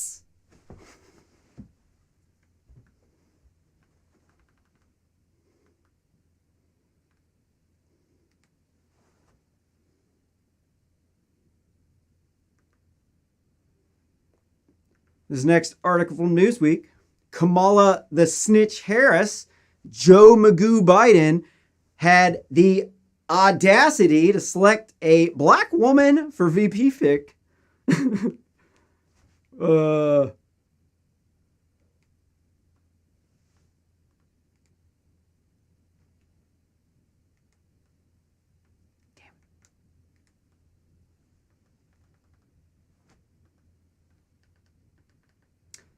During the first sit-down interview between Democrats and the presumptive vice president candidate, U.S. Senator Kamala the Snitch Harris praised running mate Joe Magoo Biden for his audacity in selecting her for the role.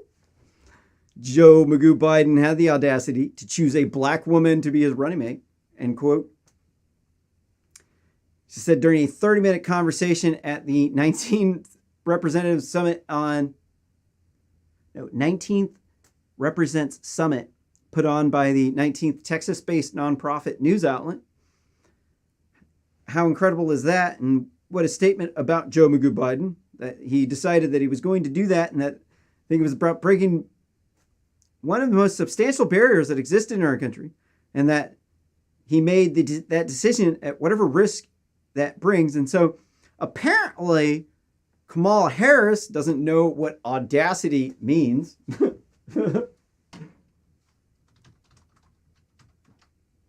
What does audacity mean?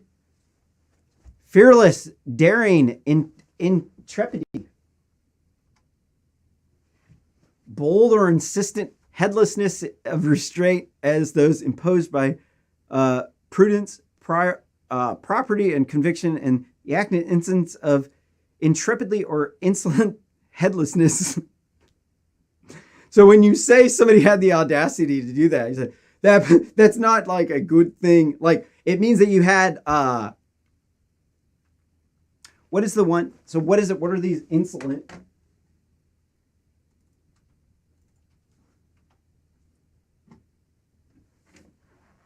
Audacious, rude, disrespectful, imprudent. What's imprudent mean again?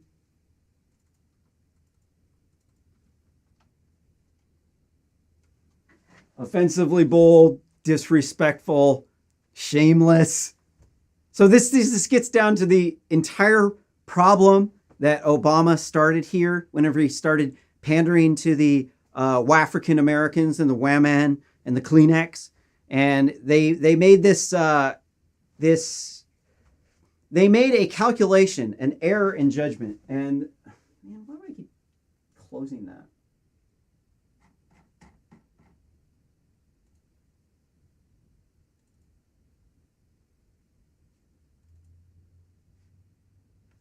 They made a bet based on the projected immigration scenario. So here you can see a chart. Let me zoom in.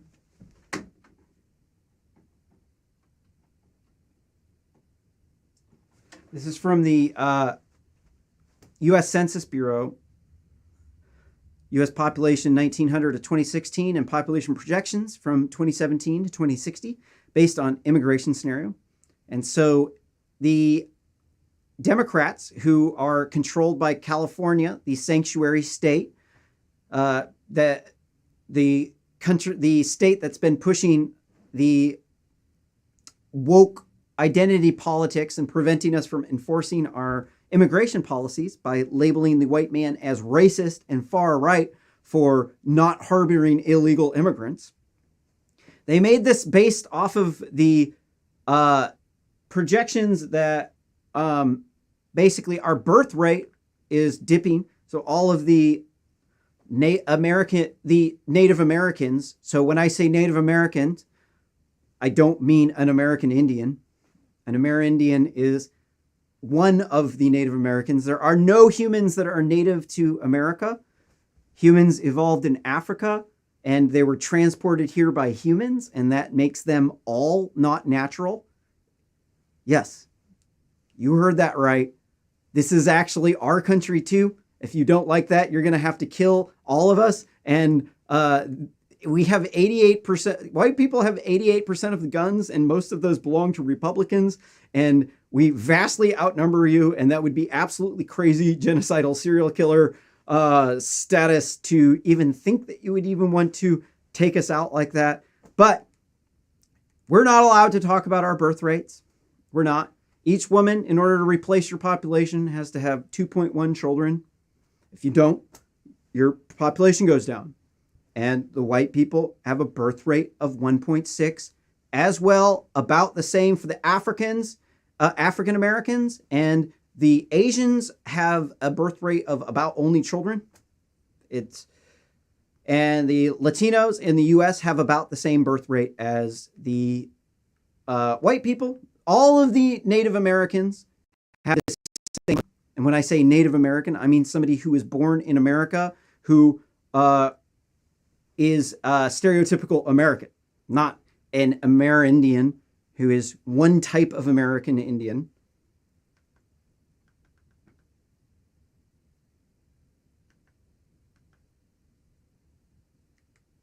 So their whole game here is they're banking on 2/3 of the immigrants voting for Democrats and on the white people going along with giving them everything they want because of woke identity politics and shaming the white man is bad.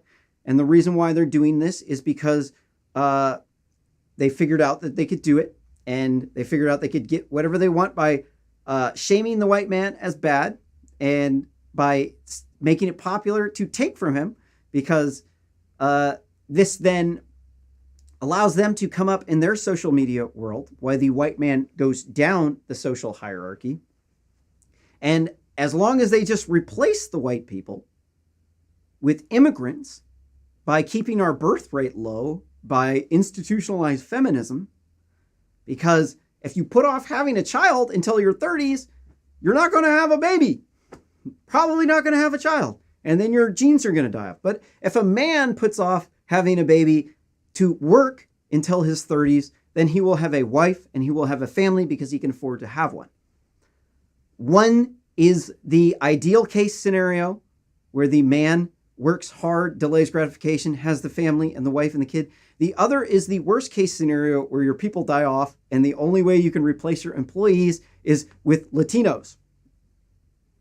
And now you see exactly what they're doing is in California, where these batshit lunatic ivory tower liberal Democrats are coming to, like, the worst of the worst. These people from California are lunatics, like Nancy Pelosi.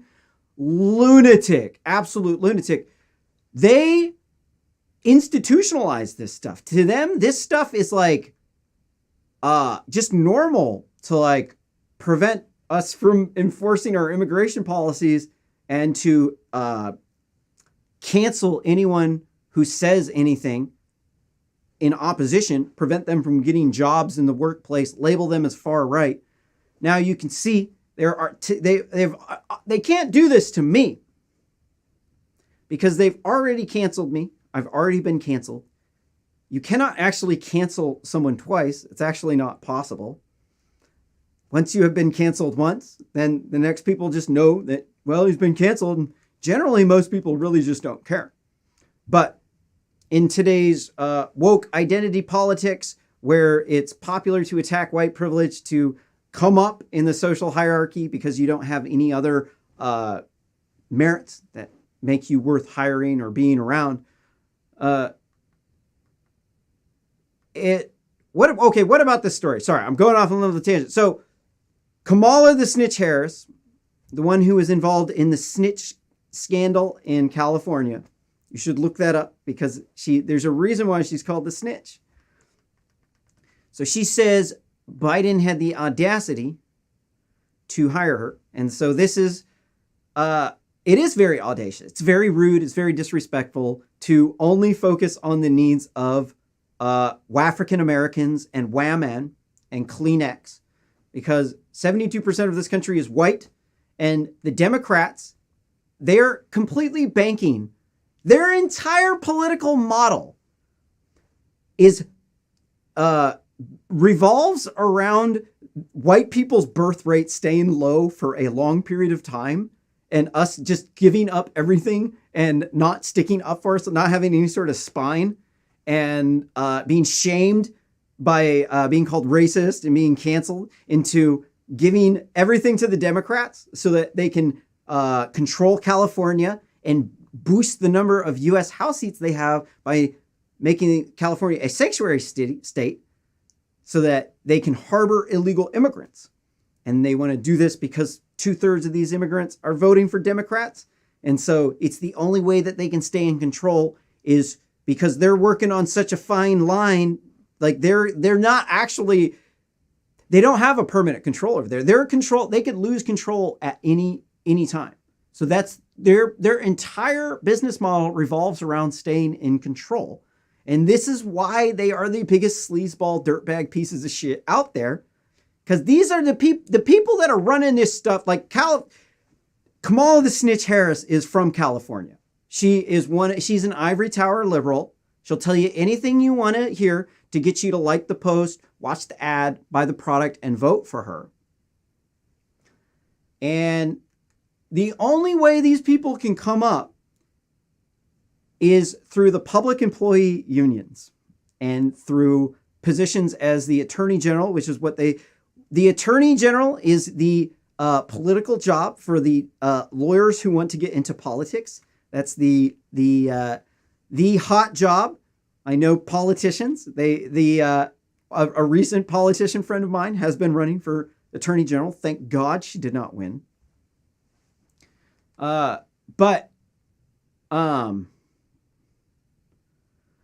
These people that come up out of California, these are the biggest dirtbags that you could come across. Like, what the hell? Like, I can't even make this shit up because these people are so lunatic here in California.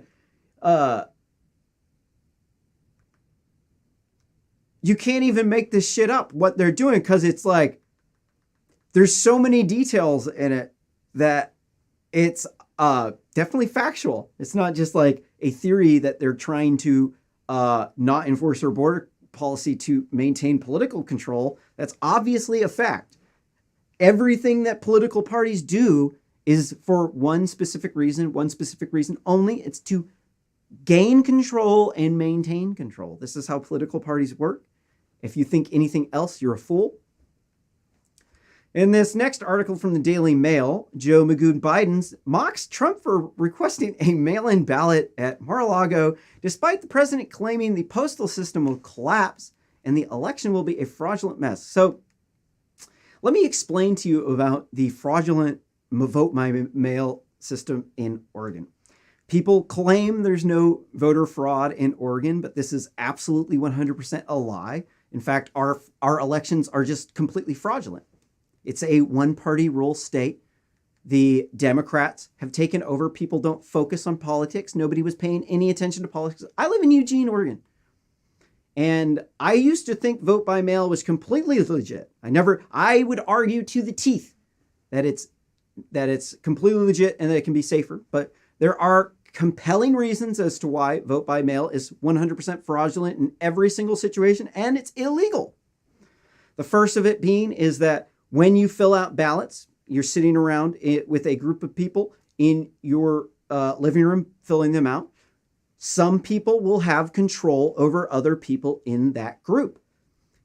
That person, or the people who are under control, will be forced to vote for the person who is controlling them in order to avoid them being angry. And also, sometimes the person who is in control will fill out the ballot and the person who is under control will sign the ballot. Another example is when a person who lives with an elderly person with dementia fills out the elderly person's ballot without them knowing and then tells them that they forgot to sign their ballot. At that time, the elderly person with dementia just signs the ballot, thinking that it's just legit. Another example with fraudulent vote by mail elections is that someone requests a duplicate ballot who lives in your house. You can take two ballots and you can actually cut them apart. You can take the person's ballot, they fill it out, they sign it. You can then take their ballot and then you can use their signature to forge their signature on the new ballot.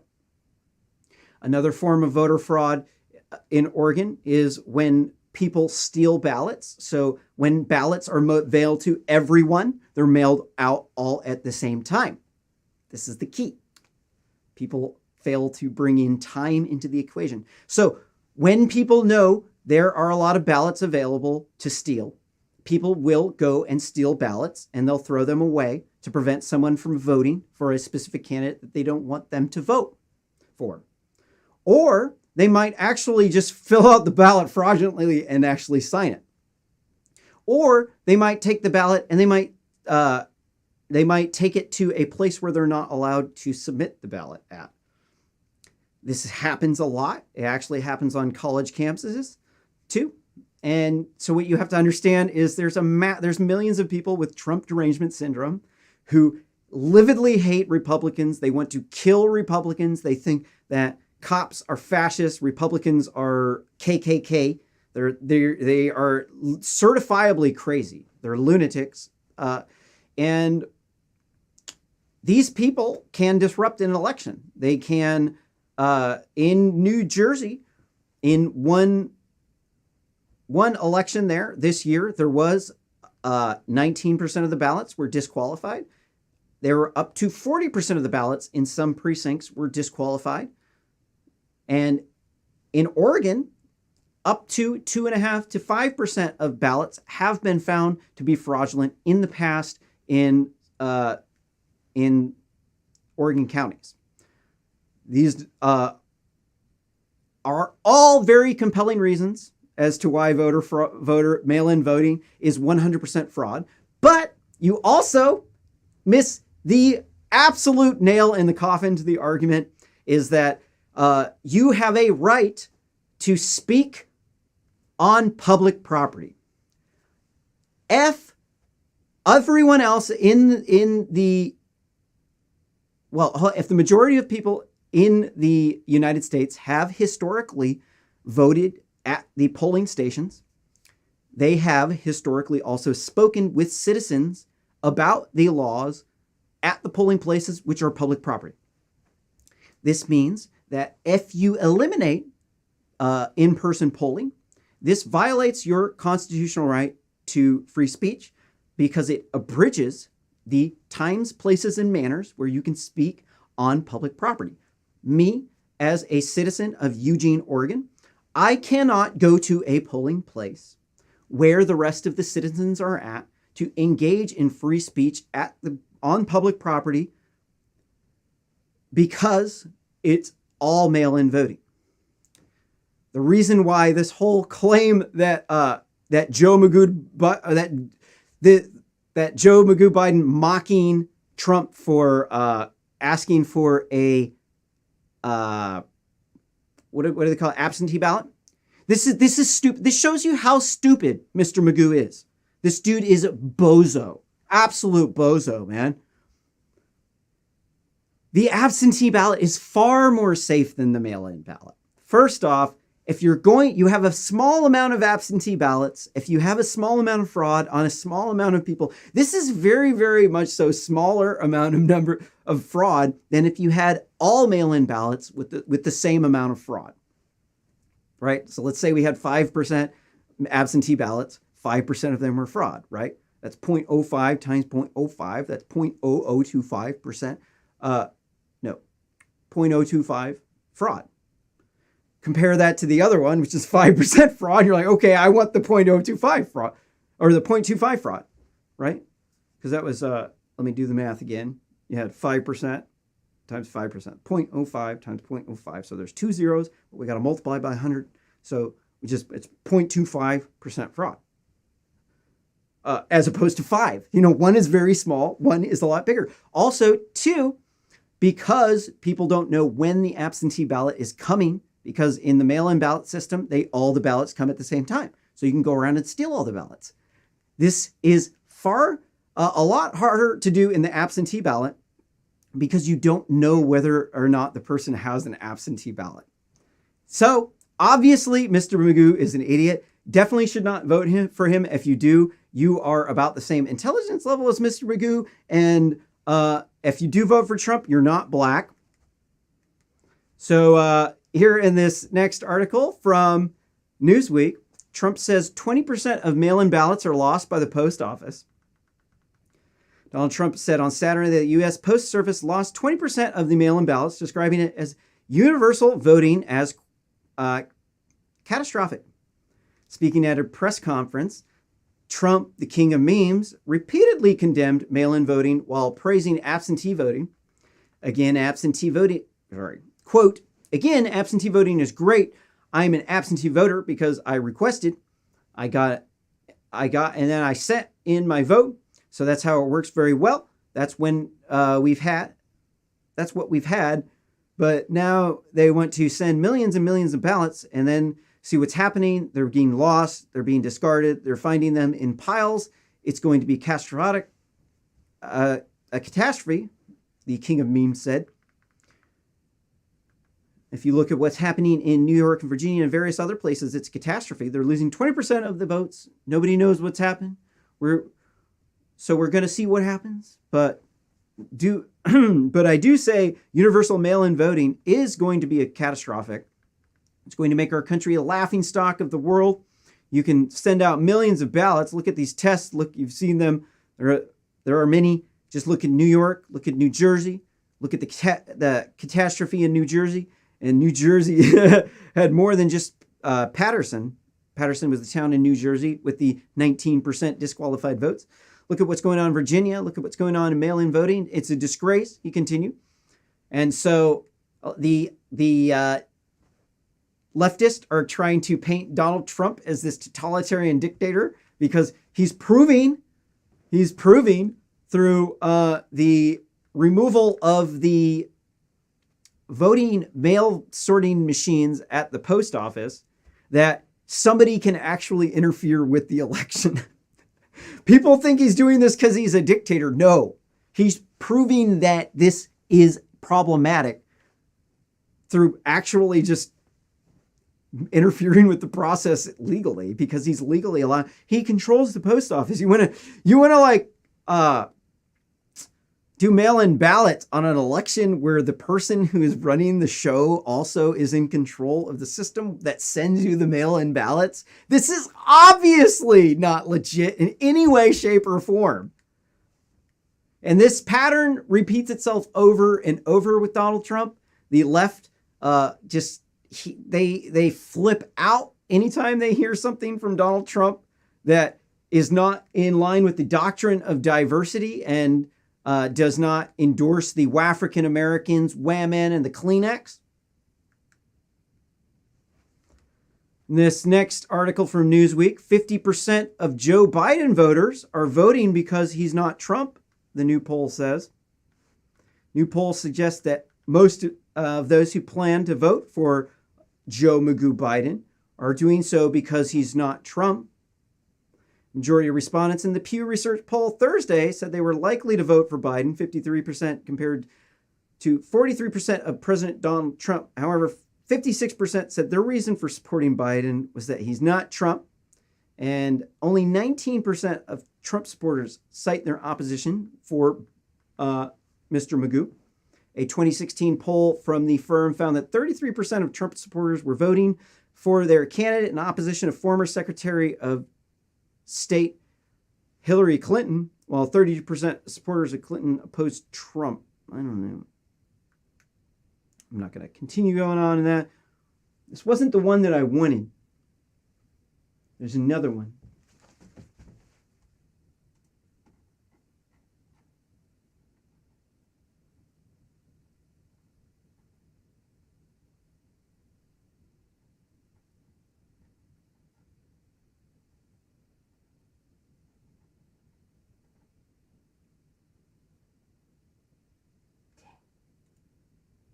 Well, I lost it. I was going to show you a fake news poll from Marist polls, which are absolutely not legit. They said that Trump was behind 11% in the polling, but the problem with the poll is that they polled 33% of the respondents were Latinos. So if you go by the rates of the percentages of Latino voters and the percentages of white voters, it would actually put them neck and neck. And don't trust anything from Marist polls. I wish I had the article so I could show you. I'm sorry about that. You should donate to the show. Share this on social media so that we can hire another person so that these details don't get missed. But Marist is a liberal arts college in New York. And so if you ever hear anything from Marist polls, it's absolute garbage. And NPR is absolute fake news garbage that should be defunded. We need to defund NPR. They absolutely have no place with government funds. I do not agree with their political agenda. I think that it is opposed to my politics, and I do not want my tax money going to fund NPR. They regularly use Marist polls as if they are a fact when indeed they are fake news polls. Here in this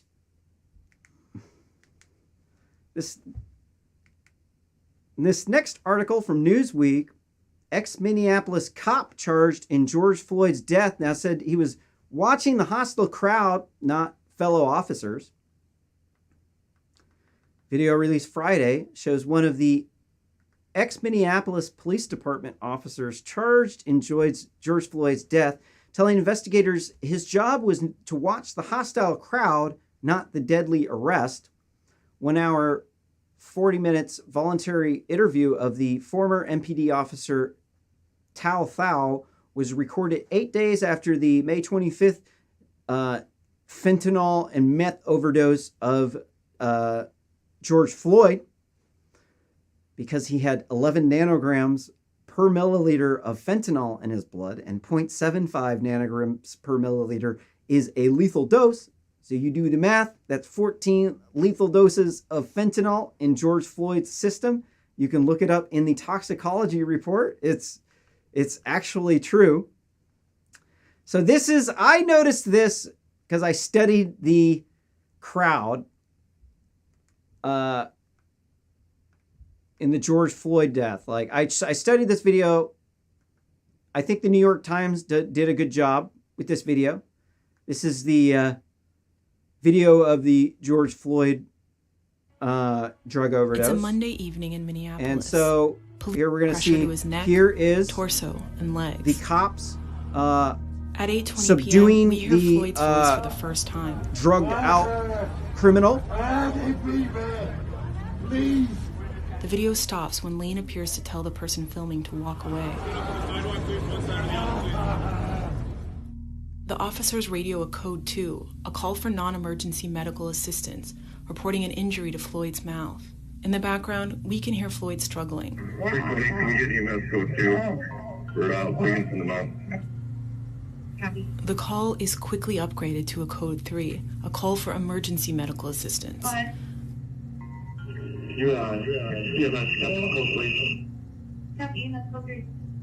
By now, another bystander, 17-year-old Darnella Frazier, is filming from a different angle. Her footage shows that despite calls for medical help, Chauvin keeps Floyd pinned down for another 7 minutes. We can't see whether Koenig and Lane are still applying pressure. What do you want? That's one key. We don't know if they're applying pressure because you can't see it. They're on the other side of the car. I can't breathe. Please, the knee in my dick. I can't breathe shit.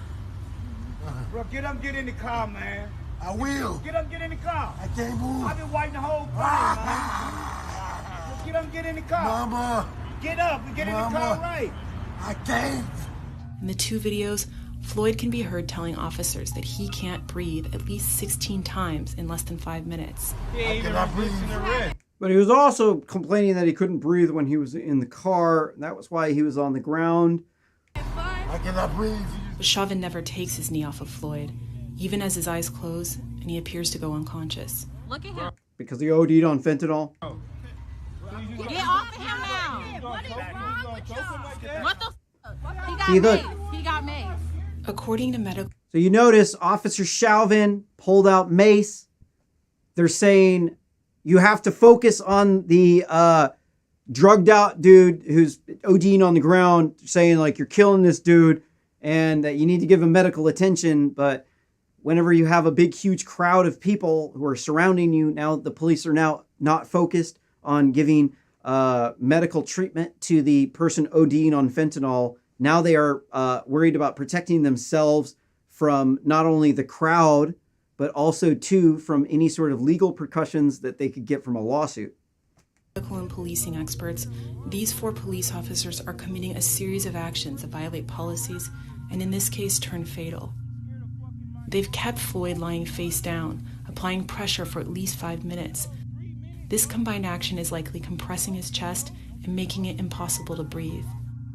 Chauvin is pushing his knee into Floyd's neck, a move banned by most police departments.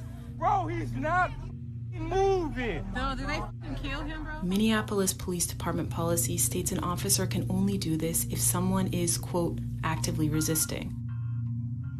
And even though the officers call... Now, actively resisting means that you resisted arrest at some point in time, and then that force is allowed to be used until you are then inside of the jail cell or the police car. So what that does not mean is that you what that doesn't mean is that you can like resist arrest and then the police don't have to like continue to subdue you. No, when you start resisting arrest, you're subdued until you're thrown in the jail cell of the police car and then you're taken off, right? It doesn't just like stop whenever you start having a health problem because people aren't psychic and they don't know what your health problem is. Nor are they a doctor. They take no action to treat Floyd on their own while waiting for the ambulance to arrive. You think that's okay? Check his pulse. Check his right. Check his pulse. Get back in the check. The man ain't moved yet, bro. According to the complaints against the officers, Lane asks him twice if they should roll Floyd onto his side. Chauvin says no. 20 minutes into the arrest, an ambulance arrives on the scene. Get off of his neck! The EMTs check Floyd's pulse. Are you serious? Chauvin keeps his knee on Floyd's neck for almost another whole minute, even though Floyd appears completely unresponsive. He only gets off once the EMTs tell him to. Chauvin's kept his knee on Floyd's neck for a total of 8 minutes and 46 seconds, according to the complaint filed against him.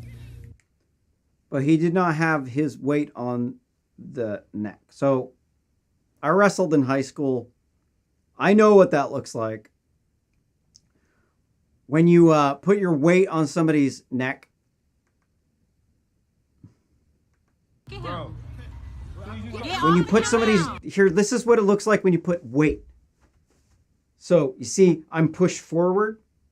Here's what it looks like when you're not putting weight.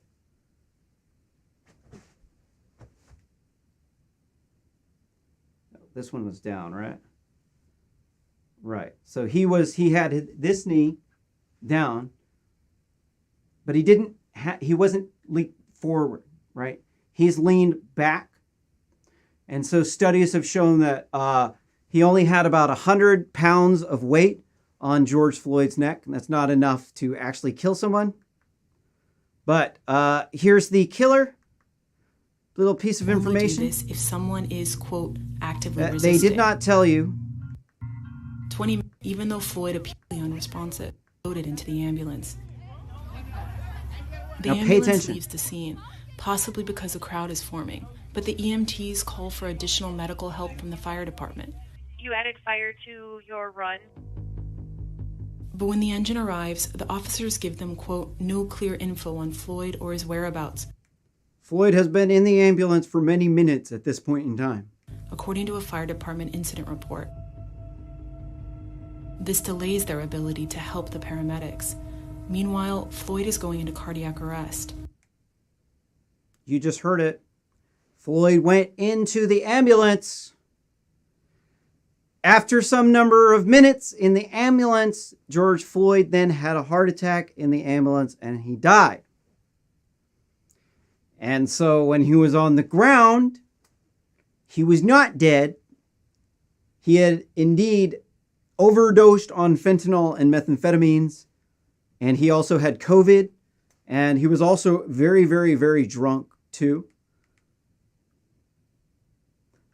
So all these race riots, they're over fake news. So here in this next tweet from @Melvaz22, here we can... Are we not mirrors? Did his life matter or not? Violent group. I guess sorry, I want to ask you a question. Got lunatic. So your point is that all lives matter? Yeah. It takes a lot of courage. All lives matter. For someone from the other side. So what about the African Americans in this country being killed solely because of the color of their skin? You're gonna tell me that people are not being killed because they're black. Answer one question. Well, yeah, they are being killed because they're black, but they're getting killed by other black people. I mean, there's almost 10,000 by other black people every year in the United States. So I get one question. Go ahead. If Black Lives Matter so much, Why are blacks killing each other in record rates all over the country? Are you kidding me? See, they don't believe Black that. people are being killed by the people who are sworn in to protect them. The system that swears to protect them is the same system killing them. Yeah, how are you going to tell me no? You don't have the facts. Your people are not being killed because they're white. Black people are being killed because they are black. Solely because Really? Okay, so then why is it then that a black person is half as likely to get killed by a white cop than a black cop? Can you explain that one to me? because they are black. George Floyd was... If you can explain that one to me, comment on issue ticket 77. You find the link at realsimplenews.net/issue 77. Killed because he was black. Breonna Taylor was killed. Are you listening to the black conservatives who are reaching out to all Brandon Tatum, Candace Owens, David Harris Jr. Are you listening to any of these people? You come and join us. Please record me because Black Lives Matter all day, every day. Black Lives Matter. Black Lives Reach out Matter. to davidharrisjr.com and you listen to him. Your son is black, then you shouldn't be here. You should know better then you should know better than to be Then here. you're the racist. No, I'm Why, not my son's racist. black, I Your can't son be is here? black. You should not be at a Trump rally. No, first of all, And that's really what it all is about. It's all about hatred of Donald Trump. Somehow Donald Trump is like the one running all these big cities run by Democrats. I guess it's the racist Republicans who are holding down the African Americans in the big cities because the rural states are the red states and the red states are the poorer states. So it's the poor white people in the rural states that are holding down the African American and the women in the Kleenex in the cities.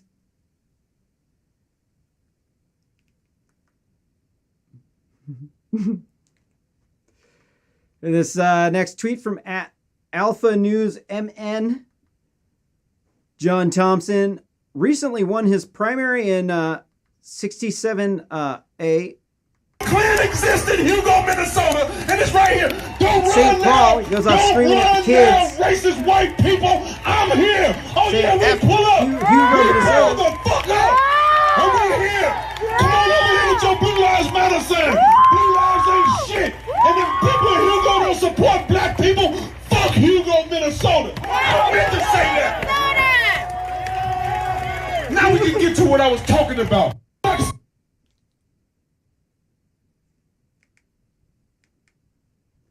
This next article from Fox News, State Department calls out Confucius Institute Center as foreign mission, pushing China's global propaganda. The institute has been accused of spreading Beijing's views on Tibet and Tiananmen Square. State Department on Thursday designated the Confucius Institute U.S. Center as Chinese foreign mission, and the first move the Trump administration is cracking down on Beijing's influence in the United States. Thank God. Quote, for more than 4 decades, Beijing has employed free and open access to U.S. society while denying the same access to Americans and other foreigners in China. And quote, the Secretary of State Mike Pompeo said in a statement, quote, furthermore, the PRC, or People's Republic of China, the one that has the National Socialist hierarchy, has taken advantage of Americans' openness to undertake large-scale, well-funded propaganda efforts and influence operations in the country.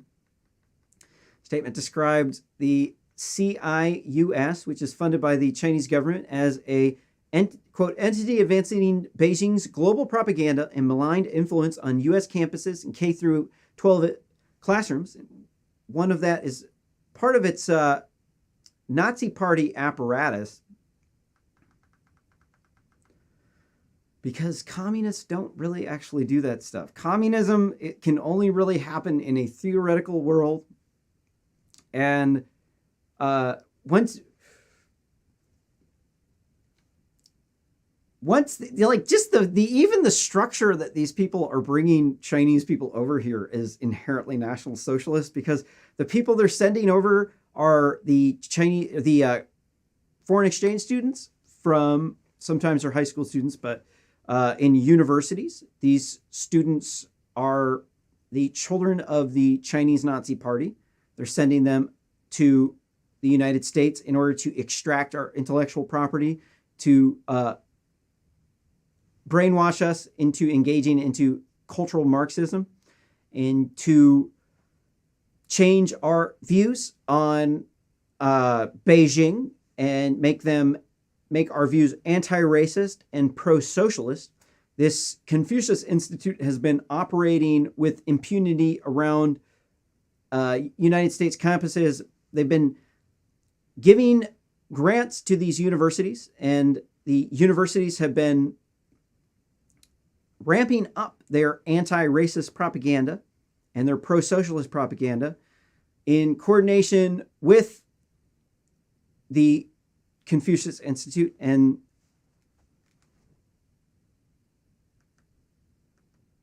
for instance, in this next article here from Newsweek, it says China's Confucius Institute hits back against Pompeo, calling it saber rattling. And the Confucius Institute U.S. Center is an organization which helps administer Chinese culture courses. Said it's a victim of international saber rattling after the State Department designated foreign mission of the Chinese government. And so I'm not going to give him too much lip service here. So what did this guy say? This guy said, the quote, the United States wants to ensure the students of the U.S. campuses have equal access to Chinese language and cultural offerings, free from manipulation of the Chinese Nazi Party and its proxies. Statement added. Oh, wait, that wasn't the statement I was looking for. This was the statement from that. To one of the teachers at the Confucius Institute says, quote, apparently we are living in a time where teaching foreign language is seen as a political act by some people. No, it's not. So here in this next article from BBC, this was actually from a prior episode of Real Simple News. One of the thumbnails. It's from the BBC. It says how a Chinese agent used LinkedIn to hunt for targets. Jun Wei Yeo is ambitious and freshly enrolled in Singapore PhD student. Was no doubt delighted when he was invited to give a presentation on Chinese academics in Beijing 2015. His doctoral research was about Chinese foreign policy. He's about to discover firsthand how rising superpower seeks to attain influence. After his presentation, Jun Weiyu, was known as Dixon, was, according to U.S. court documents, approached by several people who said they worked for Chinese think tanks. They said they wanted to pay him to provide political reports and information. End quote. They would later specify exactly what they wanted, quote-unquote scuttlebutt, rumors, and insider knowledge. He soon realized they were Chinese intelligence agents, but remained in contact with them. Sworn statements say he was first asked to focus on countries in Southeast Asia, and then later turned his interest to the U.S. government. That was how Dixon Yeo set off a path of becoming a Chinese agent, one who would end up using his professional networking website, using the professional networking website LinkedIn as a fake consulting company and cover curious academics to lure in American targets. So, blah, blah, blah. Long story short, he was extracting information from government contractors by paying them to write articles, and then they would extract spy information from there. So they are also doing the same thing on Wikipedia. So when China sends their students over here, they are children of the Chinese Nazi Party. They are 100% sold on National Socialism. They think that capitalism is evil. They won't let them come over here if they do not think that capitalism is evil. So they have been tampering with Wikipedia, because when the grad students come here, they edit Wikipedia. When they edit Wikipedia, they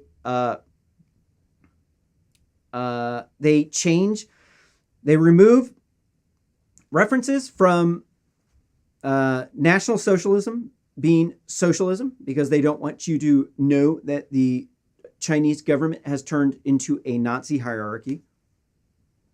because they allow private property, and they have the concentration camps, filthy, stinking rich Asians with hundreds of millions of impoverished Chinese out in the countryside. They can't share equally with everybody because they don't have enough. But they pretend like they're this advanced nation that has all this money to give away. But in reality, they have slave labor, and they're just stealing money from people out in the countryside and trying to give it to other countries to make them like them. It's sketchy as it gets. And when they have organizations like this, when they can freely recruit people on our campuses, it turns into a giant spy tool. And they turn from, so when they send the people, the Chinese Nazi Party spies over as grad students, they don't start out immediately as spies. They start out as young people who aren't familiar with everything, but then they are approached by people who then turn them into spies, and they have to do certain things to avoid having their communications intercepted, for instance, with international calls. So they can't, it's like they can't send them all over here telling everybody, yeah, they're here to spy on everybody, right? That wouldn't really work. They have to sell them on the Zinni the Pooh's new form of Marxism that was supposed to be the hot shit. He's supposed to be the hottest shit since Mao Zedong. And he's supposed to replace Marxism, but it looks identical to National Socialism.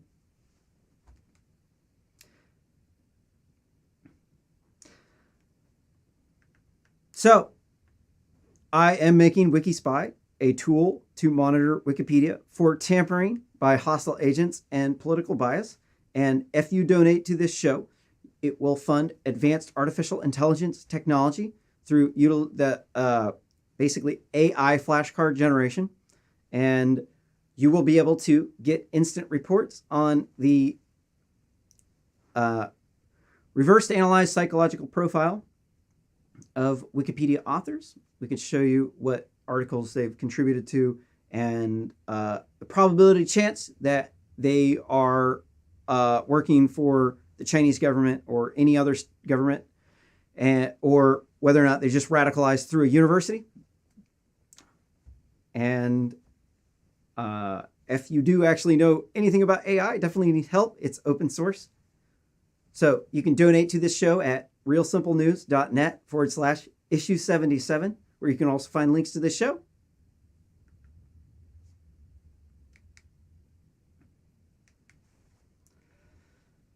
In this next article from Newsweek, herd immunity may be slowing the spread in U.S. as study finds 40% of community infections provide protection. So obviously they're talking about COVID, but they didn't put it in there. It says U.S. has confirmed more than 5.4 million cases of COVID, although the true figure may be significantly higher, and recorded over 160,000 deaths. However, people may develop at least some form of immunity after infection, meaning the number of individuals who are vulnerable to the disease has, in hard-hit areas such as southern states, have recently seen large spikes in infections is dropping, according to the pandemic analyst Trevor Bedford from the University of Washington. Quote, I wanted to discuss the degree to which population immunity may be contributing to the curbing COVID-19 in Florida, Arizona, and Texas, where recent surges have resulted in substantial epidemics. End quote. Bedford wrote in a series of tweets, quote, after increasing dramatically in June and July, case counts in Florida, Arizona, and Texas began to subdue. Quote, I believe that substantial epidemics in Arizona, Florida, and Texas will leave enough immunity, insisting that COVID-19 has been controlled. The reason why COVID is deadly is because we haven't had it before. So you older people might get SARS, acute respiratory syndrome, which is basically an autoimmune response where your leukocytes in your body start attacking all of your organs because they aren't able to attack the right cells. They're attacking the wrong cells. This causes sepsis, and then you die. You drowned in what we thought was mucus at first, but turns out a little bit different than mucus. And so the only way that you can really change this scenario is by being immune to COVID, by getting COVID. There's 6 strands of COVID. One of them is very deadly. The other of them are not deadly. So when they say COVID is going around, there's 5 different strands. There's 6 different strands of COVID. Like they're not being very clear when they tell you which strand it is. So I've already had COVID once. I'm under the age of 45. So my chance of dying from COVID is 38 times less than if I'm over the age of 45. So since I'm still young and I'm not overweight, I'm in really good shape. I want to get COVID now because I don't have diabetes. But if we lock down the country and I'm forced to stay in my house, I'm probably not going to get fat, but I could get fat. Lots of Americans are getting fat, in which case you can get diabetes, in which case your chance of dying from COVID goes dramatically up. I don't have cancer right now. I don't have diabetes. That means I want COVID. But no. You can't make your own decisions. It's got to be Fauci's got to be the white savior. Here in this next article from the New York Post, Dr. Fauci says aiming for herd immunity would lead to an enormous death toll. Dr. Fake News Fauci warned about staggering death toll from coronavirus, particularly among vulnerable people, if the U.S. allows infections to sweep across the country in a bid to achieve possible herd immunity. Quote, if everyone contracted it, even with the relatively high percent of people without symptoms, a lot of people are going to die, and quote, the nation's top infectious disease expert said in a live Instagram session on Thursday. The actor Matthew McConaughey, it was with actor Matthew McConaughey.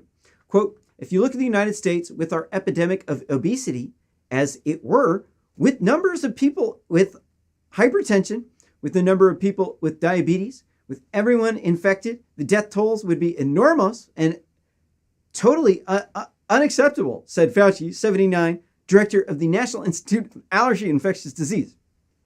All right. So if you're over the average age of death and you get COVID, your chance of dying from COVID is 5%. 5. That's a 1 in 20. Bam.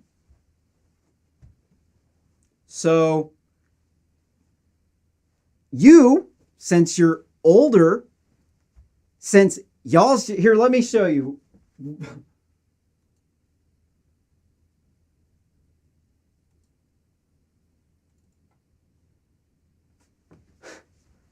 Okay, this is irritating. This is irritating as fucking piss, dude. Here is, you're seeing a graph of the wealth by age. Here's $1 trillion, and here's from, what was this, 1990? 1990 up to 2018. And so you can see down at the bottom is the under 48 crowd. I'm in that one. You can see that one's stayed pretty much the same. And then you can see that these older people have hella cash. These old people are banking. They got so much money, they don't know what to do with it, dude. They're the richest people in the world. Richest people in the world. 50% of the people who are dying from COVID are over the average age of death. So they're up here. Right? Here's the other group of people that are at risk. This group of people, they have enough money that they can sit at their house. They can be in quarantine until they die. Literally, till they die, they're stocked up, ready to sit in their house until they're dead. Fauci's a fucking idiot. Get that dude the fuck out of there, dude. Dude's straight up dangerously fucking stupid. All of these scientists are brainwashed as fuck right now, man. This stuff should be fucking obvious. It's completely obvious to those people who actually have to suffer through this shit. But Fauci is one of these ivory tower liberal motherfuckers that sits up top the ivory tower telling you policies. Oh no, it's okay if your house goes into foreclosure, if your business closed, if your kids suffer in school and have to be poor for the rest of their lives, kill themselves from having to be in lockdown. That's just perfectly fine. No, some old person who has a bunch of money, they need to be able to have free movement everywhere. So we need to fuck everybody else's life up. And then meanwhile, all these people who are at risk are sitting at their fucking house, dude. They're sitting at their house, fucking pretending like it's going to be the last thing they do if they ever walk outside. They're not even going outside. These Democrats are fucking idiots, dude. Fauci's a fucking idiot. Dude's so fucking stupid. He is literally as stupid as Mr. Magoo.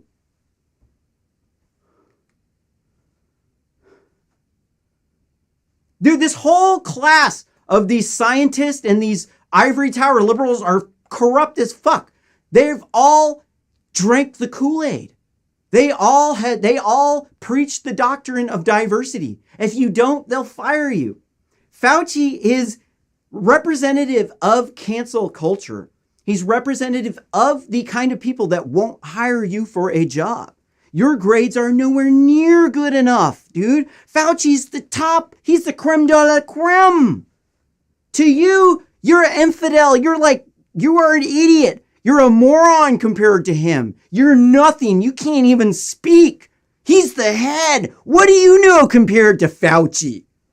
Fauci knows everything about COVID, right? Fauci was the person who figured out you could flip COVID patients on their stomach and it boosts their chance of living by the oxygen content from 85 to 96%. Yeah. Only that's not true at all. No. A normal person figured out that you could flip COVID patients on their stomach. That's because normal people figure out the vast majority of things in the entire world. The people who don't figure out the vast majority of things in the world are ivory tower liberals. Not these scum-sucking scientist class that 86% of them vote for Democrats, that they all look at all of their data through a lens, a biased political lens, where everything is based upon some batshit crazy nonsense going through their head from all the antidepressant anxiety pills that they're taking, the Zoloft and freaking whatever the hell else they're doing, the other drugs. A lot of these people in the science class of people, they're bozo drug out maniacs, dude. Trust me, dude. Trust me. I am an engineer.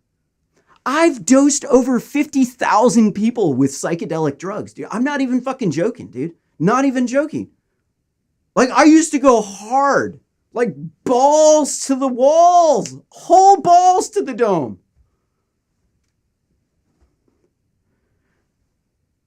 But I'm not a brainwashed liberal. So I'm not going to tell you a bunch of bozo, whack, crazy shit like these scientists are going to tell you. They're going to straight up tell you the end of the world is coming, that there's catastrophic climate change, that there's systemic racism, that unarmed black men are getting gunned down by white supremacist police officers. They'll say that women are underpaid, when in reality, women own 2/3 of the wealth in the United States, and they control 85% of consumer spending. They're now holding almost 40% of the college degree, or 2/3 of the college degrees. And we have a homelessness epidemic. And now they want to get rid of the white males in the workplace because they're oppressing the African Americans and the Wham-Man and the Kleenex. The reason why the African Americans in the cities aren't looking for jobs is because of the racist Republicans in the rural, poor red states holding them down, making it so that African Americans are forced to sell drugs and make hip hop music? Okay. Well, what does this happen? What happens now?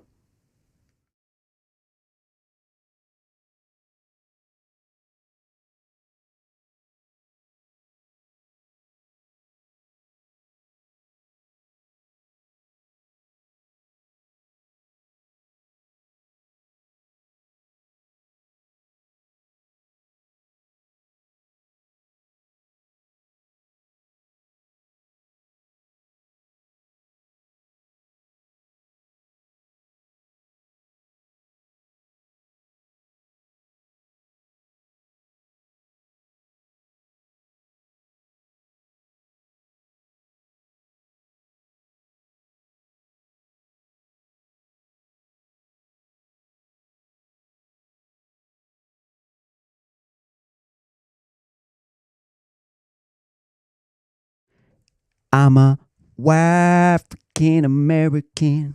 I say, wah, wah, wah. This is not fair. Need Uncle Sam to buy me some wine on my food stamps. Cause that ain't right. He's a white man. Reason why I'm not looking for a job. Yeah, it's the white supremacist holding the whammon down.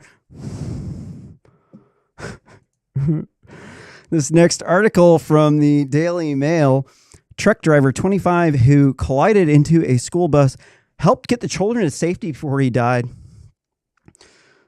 Jonathan Grayer, 25, was able to pull several children from the damaged school bus after he rear-ended the vehicle with his Ryder box truck in Alma, Georgia. Collapsed at the scene and later died. Wow. Whoo, boy, he hit that hard. That's tragedy. Everything about this sucks, man.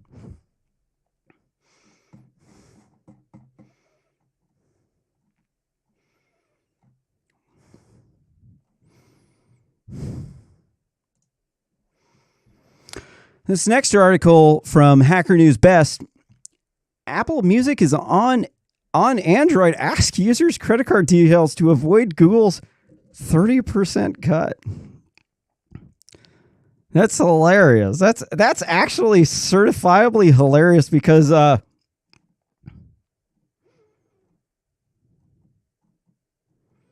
where'd it go? Sorry. Here in this next article from Hacker News Best,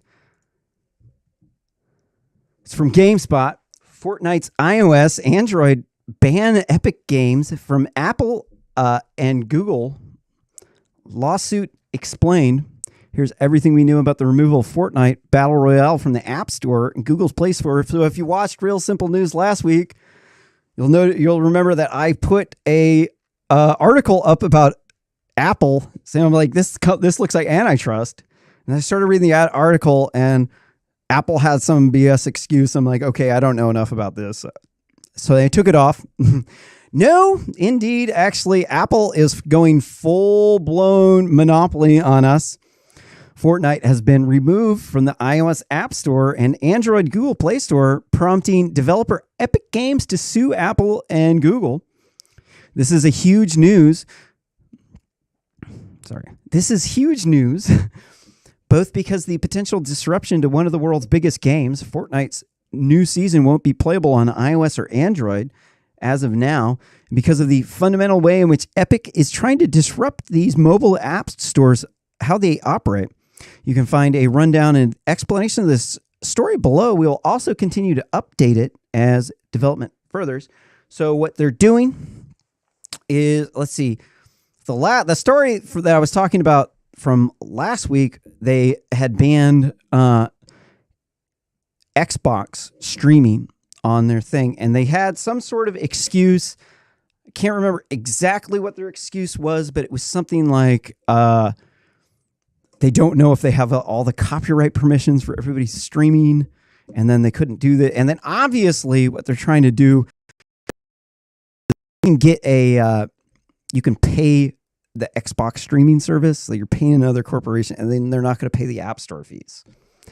So that's why it is antitrust. This is what they're trying to do. They're trying to avoid the App Store fees because the Google Play Store has a monopoly on the Android App Store, and the Apple App Store has a monopoly on iOS platforms. This is completely illegal. It's absolutely a monopoly because the goal is to stifle competition. What is the competition? The competition is the competing payment method. The competition is that you sign up you download the free app through the App Store, and then you enter in your credit card information. Like this last tweet here that is absolutely so hilarious, that Apple is the biggest hypocrite. Here, they actually do the exact same thing that they are trying to ban Epic Games from doing. Ivory Tower liberals are the scum suckers of the universe. They will tell you anything that you want to hear to get you to like the post. Watch the ad, buy the product, and vote for them. Tim Cook is a scum-sucking Ivory Tower liberal. He is a bad person. He needs to be stripped of his control. Apple needs to go down because their products are absolute garbage. I have an iPad. I'm a software and computer engineer. I'm pretty good with computers. I've got an iPad and an Android. I've used them for a long time, many, many years. And Apple has always sucked. It's always a horrible experience compared to Android. And I really do think that they're incompetent programmers. I think that they sell stuff to fanboys, and they will tolerate any piece of garbage crap that comes from Tim Cook because they thought that Steve Jobs was epic when Steve Jobs was too stingy to give any money to charity.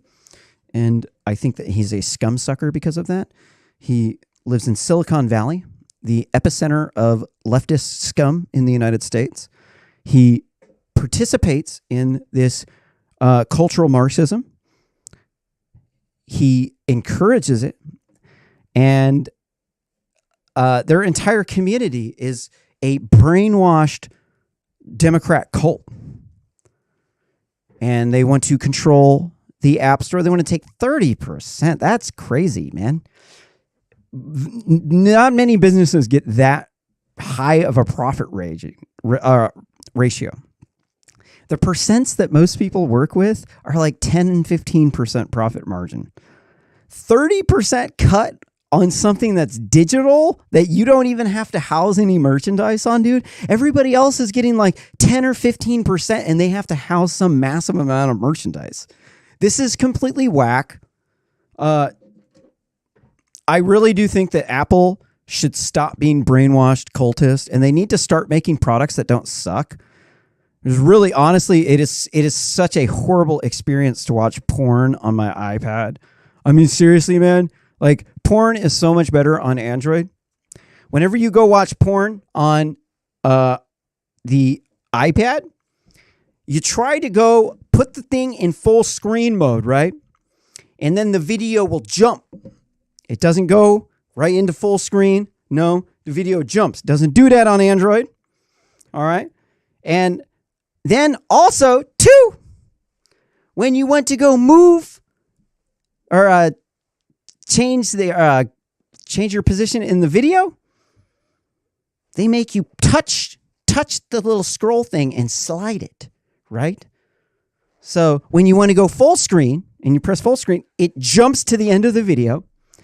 But then when you want to actually change the position in the thing, you have to take the thing and slide it.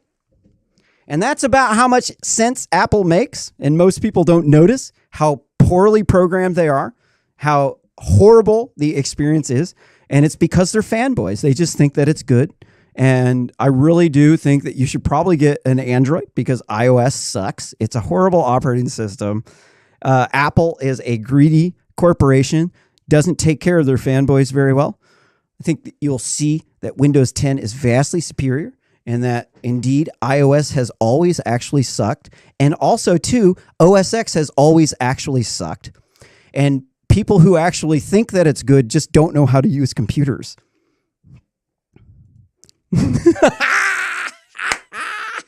I pissed him off. Fanboy.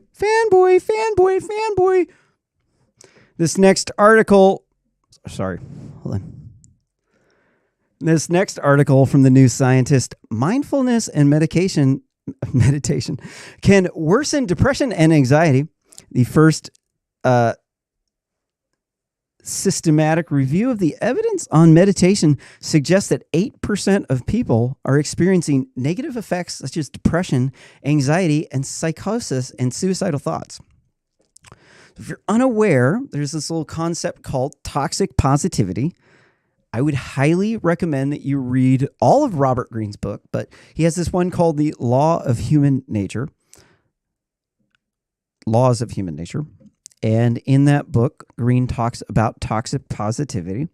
And he also does a much better job of explaining toxic positivity in blog posts that he's using to sell his book, which I usually wouldn't plug for. But you know what? Honestly, I think that there was almost better information in the blog post trying to sell his book than in the book. But the book is epic. There's a group of people out there. Ivory Tower liberals are the worst of them. They're engaging in these really toxic self-help circles. So there's these self-help quote-unquote gurus who are selling people books and conferences, and if they ever fix your problem, then you would not continue to buy the books and the products. So they can never actually fix your problem. So they have to keep you unhappy. And so there's these people engaging in toxic positivity. They're buying all of this nonsense about things like abundance mindset, which abundance mindset sounds like it's good at first, but it's nowhere near as good as the constraint mindset, which we covered on the last show. I'm not going to go into that, but the constraint mindset is a more evolved version of the abundance mindset, in which you utilize constraints, because if you just use the abundance mindset, you will just waste your time, go off on rabbit trails. But they'll tell you, all the self-help gurus will tell you, you just want to do the abundance mindset because they don't know what the constraint mindset is. Because if they ever told you that, then you wouldn't need them. The constraint mindset is amazing because it's a little bit more like you're trying to put together a product out of like a surplus store. So like you don't just want to pretend like I have an abundance of everything. You have an abundance of very certain things, and you are very constrained on time. This is why the abundance mindset is toxic, is that it makes you think that, one, treating things like abundance is going to actually make life better. No, that's not true. Life is much more interesting when you're poor, actually. When you're forced to do things, you have constraints. You end up with a lot more creative endeavors that go on it. But these people who are working a lot of these fancy jobs, the ivory tower liberals, the white feminists, they are always trying to improve themselves because they want to get a raise at work and because they have to compete with people with H-1B visas. If you're unfamiliar with H-1B visa people, they're incredibly toxic because they're under constant threat of being deported if they don't meet certain performance metrics. And if because of that, they have to overachieve, and they become some of the most toxic people in the entire workplace. We think that they're all just great, peachy groovy because they're just like doing so good. They're so good at their job. But no, everybody else can't keep up with the H-1B visa people. It's not physically possible. You're not a slave from another country who just only sits around working for the company. That's why they like these H-1B visa people in the highly toxic leftist scum central of Silicon Valley. So toxic positivity is rampant in the STEM community because people are under a lot of stress. I personally was canceled. They didn't like the tone of my voice. I'm a white male. I'm not a Wafrican American, a Wham-Man, or a Kleenex. So I do not get a diversity ticket. In fact, I get the boot while other people get diversity tickets because I have white privilege. I am a privileged white male. And I'm still trying to figure out exactly what kind of privileges I'm supposed to get as a white male, because at this point in time, I'm getting fired from the workplace. I'm getting targeted for hate and harassment.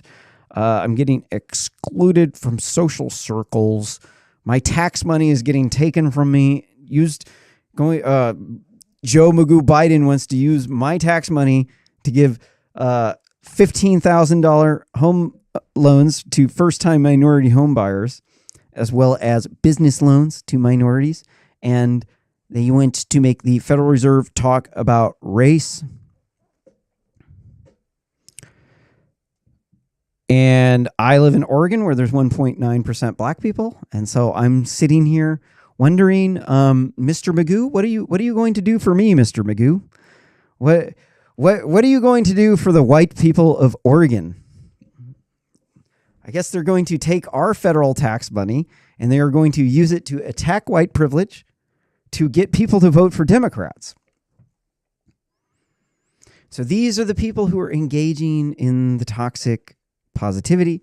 And if you are not positive, if you are not happy, you are now the toxic one, and they have to get rid of you.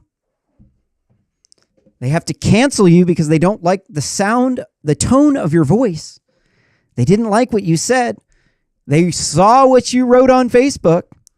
They think you're a racist, you're a misogynist, you're a xenophobe, you're the boogeyman from MSNBC, the one from the Southern Poverty Law Center that is beating, raping women, locking them up, preventing them from working, voting, and going to school. They're making them wear burqas. They're white supremacists. They're white nationalists because they want to enforce the immigration policies so that the future children of America can maintain their control over America as opposed to the immigrants. But you have to understand that these tech companies are run by immigrants. They're owned by immigrants. Their investors are immigrants. They're from other countries. So what they're trying to do is they are trying to manipulate you in order to bias everything towards their in-group. You have to look at what people do, their motivations, from a standpoint of what do they get from a benefit. And if you just think that people are doing things out of the kindness of their heart or because they like you, you're naive. It's not true. No, people do things because they get a benefit from it. They might think they're doing something to be nice, but in reality, they want you to like them so that they can get something in return. This thing might be as simple as they don't have a lot of friends and they need a friend. And so it's a very, what I would say, not a naive, it's an innocent thing. They don't mean to do this. But they have these urges to control the arguing around them. So parents, there's a certain group of parents that they grew up in households where you're not allowed to argue. They're very susceptible to arguing, and they will shut you down anytime you try to argue. These people are engaging in toxic positivity. And the reason why is because they're taking an element of behavior of controlling a child, and then they're taking it into a context with adults and utilizing the controlling behavior of children, or the behavior of controlling children, utilizing that on adults, in which case that becomes toxic positivity. So these people are actually having a very, very high suicide rate right now. So we have to be very kind to these people, because right now there is a suicide epidemic going on. In this next article from the New York Post, 1 in 4 young adults in the U.S. contemplated suicide during the pandemic. Over the last month, according to new government data that paints a bleak picture of mental health issues stemming from the coronavirus pandemic. Overall, the new study of the Centers from the CDC and Prevention found that 40% of American adults reported ...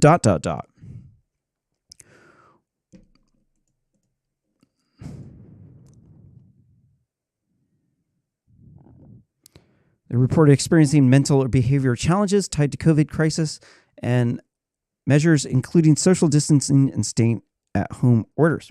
So me, personally, if you know anything about me, which a lot of people in Eugene do, I used to suffer from complex post-traumatic stress syndrome from legal abuse syndrome because my child was kidnapped by a radical feminist and held in a hoarder house, and I got dragged through a court system, and I had to be my own attorney while I was going to engineering school, and it was traumatizing. I had to debate in front of mirrors and be my own attorney, and learn how to be an attorney.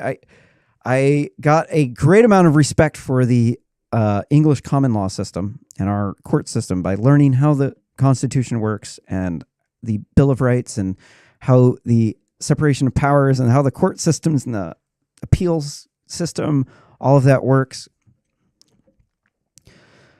And so I used to be extremely depressed.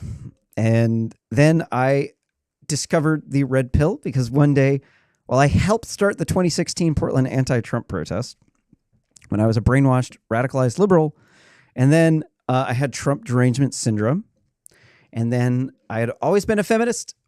One day I realized that even though I had started that protest and I was always a feminist, if I criticized feminism, that people would start hating on me. And so I started posting meninist jokes on Facebook just because honestly, I'd like to eat some acid. And I'm just like having a good time. I'm like tripping out at my house. And then I was like posting meninist jokes because I just thought it was funny. To me, it was really funny. And then the lefties started flipping out. And they started attacking me and trolling me. And then they started calling me racist. And then I just kept posting meninist jokes. And it escalated into like a troll war between the leftists and me. And then people just started turning on me. And that's when I found the red pill and the walk away campaign. And that's when I did not walk away from the Democratic Party because I didn't realize until I realized that illegal immigration was a horrible thing. That once I realized that immigration was a horrible thing, then I realized that I'm totally not a Democrat in any way, shape, or form. Then after that, since then, I tried to date, tried to be a player, didn't work out. I'm a nerd bomber. And so I was depressed a little bit then. And then after the COVID pandemic happened, since I am no longer a brainwashed leftist, I have actually been very happy. No suicidal thoughts, no depression, no anxiety. In fact, I have actually been having the time of my life. I'm loving it, feeling very blessed to have the microphone, to have an audience, to be able to share my views, because I am speaking here because I was canceled. They came for me, and no one will be there to speak for you if I do not speak for you. So I am here to speak for you, for us, for the conservation of classical liberalism, English common law, and the United States Constitution, because that is what we were trying to conserve here in America. And from this, just being able to know, even though people are hating on me right now, people want to kill me. I am, even if it was just me alone in this house, I would rather be alone in my house for the rest of my life than spend another day as a brainwashed leftist drone for the Democratic Party. Once you understand how deplorable the Democrats have been acting. Now, I'm not saying the liberals are bad, but the level that the Democrats have stooped to with this whole race pandering from Barack Hussein Obama and Joe Magoo Biden, the black guy that couldn't get elected president unless he got a white running mate, and then the white running mate then could not be elected unless he had a black female vice president, because he has no other redeeming qualities. Neither does Kamala Harris. The snitch from California, the one that works for the ivory tower liberals, the one that is the brainwashed leftist drone that wants to take the money from the white man to give $15,000 loans to first-time minority homeowners, business loans to minorities, and they want to make the Federal Reserve talk about race. That is about the extent of their political platform there, because Mr. Magoo forgot the rest. So they just had to go with the regurgitated Obama plan of getting the white dude to, or the white person to run with a minority or a woman, because that's the only way that Democrats in California can actually maintain control, because they suck so bad at life that they don't have any better ideas. And this is very sad and pathetic. It is stupid by all stretches of the imagination, but it is mass delusion. It is not just their fault. They are, in fact, part of an entirely corrupt system that needs to be taken out, run by the ivory tower liberals. You have to understand the pyramid that the path they take to go to the top of the ivory tower. You have at the bottom, you have your Antifa street kids, the enforcers, and then above them are the hood Democrats, because they're more minority than the Antifa. The Antifa are the street kids who will fuck you up. And then the hood Democrats, they are the ones who are, they have more guns than the Antifa. And so they're more dangerous, and there's more black people in that group. So they're above the Antifa in the hierarchy. And then above the hood Democrats. Hood Democrats are low income, big city liberals who vote for Democrats. They live in the hood. Democrats started the KKK. KKK were hoods. So they are called hood Democrats because it reveals to you how stupid they are.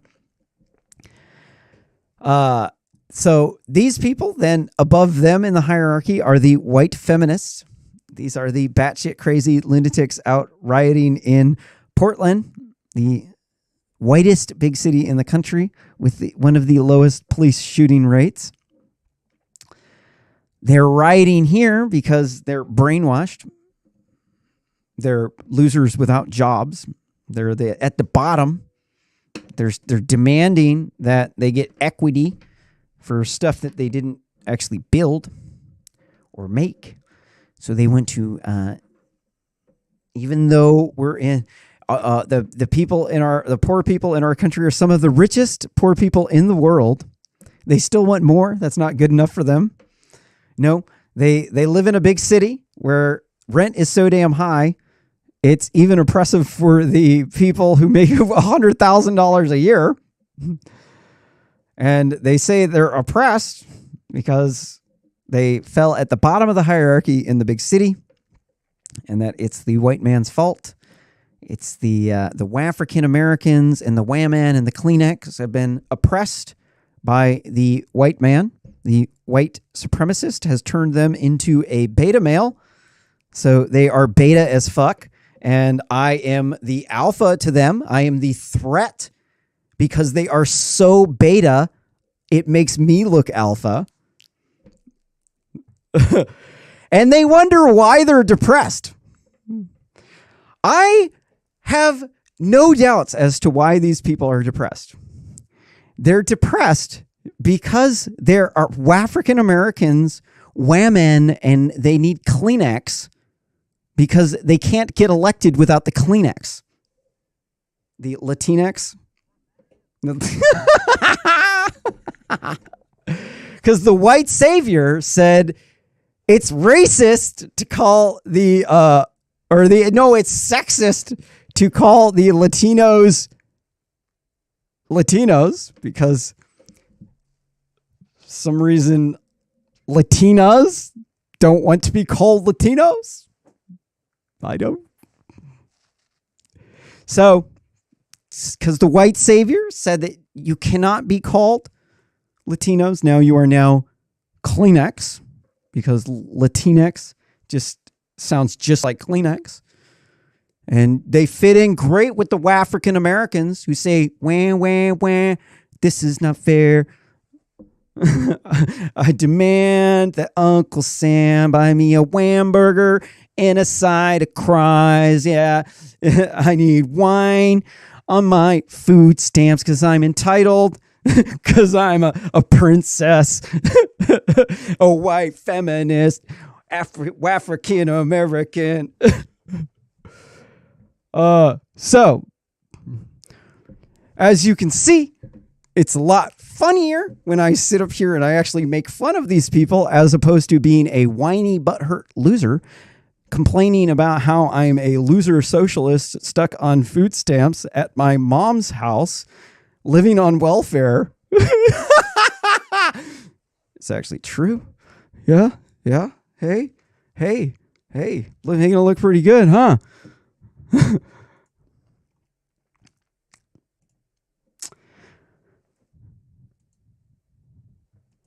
In this next article from Hacker News, InvoiceNet, neural network to extract information from invoice documents. This is a open source project that you can find at github.com/native hobo, spelled NAIVEHOBO /InvoiceNet, spelled INVOICENET. This uses a deep neural net to extract intelligent information from invoice documents. You should start this repo and clone it. This repository will show you how you can extract the tabular for information from an invoice. And this can help your business by allowing you to automate your invoice scanning using a smartphone. And I will be using this technology in my technology. I actually needed this really bad for my note scanner. I'm very happy to see this code because this saves me a lot of time.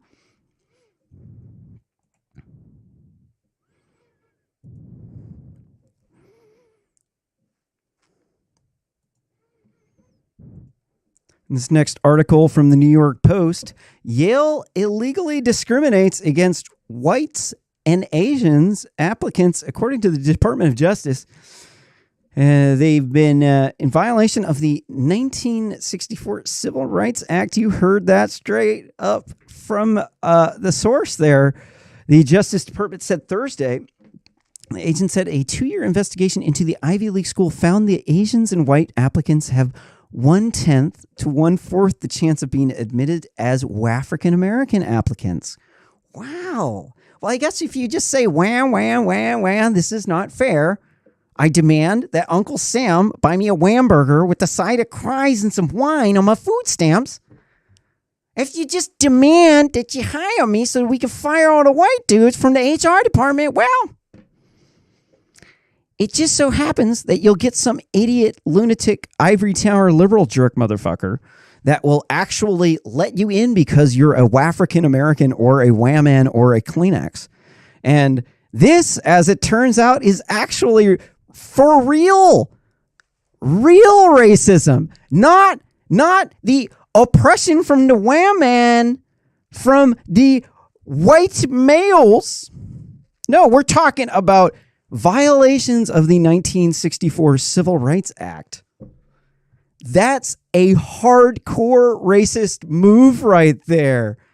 And we've been talking about it for a while, but all these African Americans, women, and Kleenexes, they absolutely will not believe any sort of real information, because everything to them is all politicized, because it has to be down to Wham Man and the African Americans and the Kleenexes, because if not, then why are they firing all the white dudes from the workplace? Right? Why are we not allowed to enforce our immigration policy anymore? Why? It's because the white feminists. It's because they saying, wham, wham, wham, I demand Uncle Sam buy me a wham burger with a side of fries and wine up on my food stamps. And when you do that, the white feminists just so happen to be the majority of women. They're like 60% of them. And the guys will do anything to get down their pants. So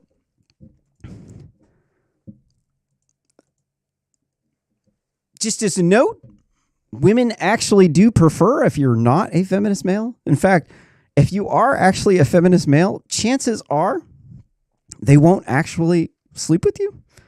As it turns out, women speak out of both sides of their mouth. They are like an excellent, what do you call it? People who do the puppets. Ventriloquist. Women are natural born ventriloquists. So like they will tell you all day long, I want a kind, compassionate, caring man who helps, will give women everything, and will always sacrifice for the women. And then in reality, when these women actually see these white knights attempting to do this, it actually makes them want to puke. So we do have to understand that there is this weird thing going on with people trying to hook up with these white feminists, where they're trying to say anything that they can to get down their pants. And this is the hidden motivation that they have.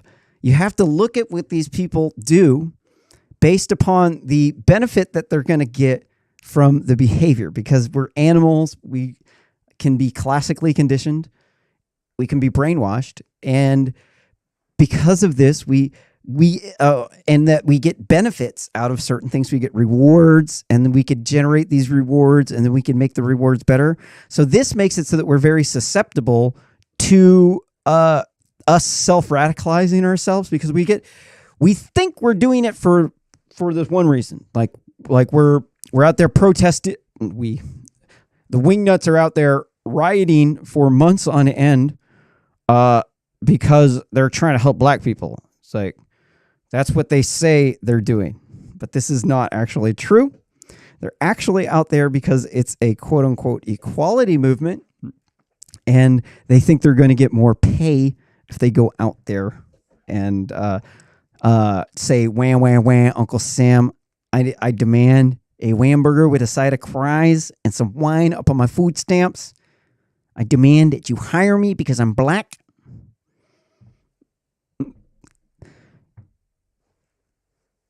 You got to call them out, because people will talk out of both sides of their mouth, women being the worst of the bunch.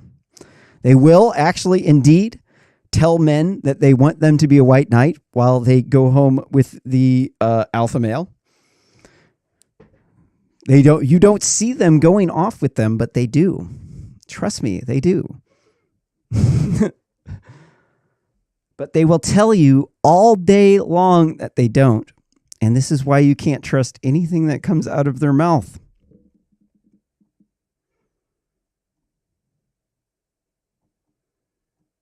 Okay. Was that it?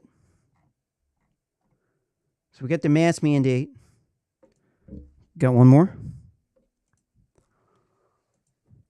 Here in this next article from the Daily Mail, Michael Cohen reveals contents of bombshell book about Trump saying he witnessed gold showers in tax fraud. End quote.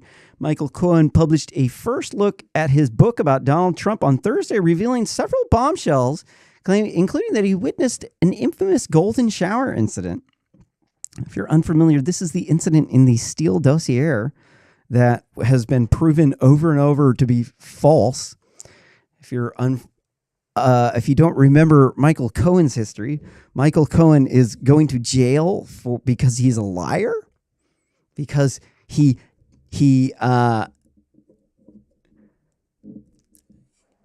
decided that he was going to turn on the king of memes, and now he is attempting to interfere with the election through a quote-unquote bombshell book full of lies. And in reality, he's trying to take out Donald Trump because Donald Trump is not going to pardon him for his crimes. And the only way that he can get a pardon is by helping prevent Donald Trump from being elected. He just wants to interfere with the political system through a fake book full of a bunch of lies.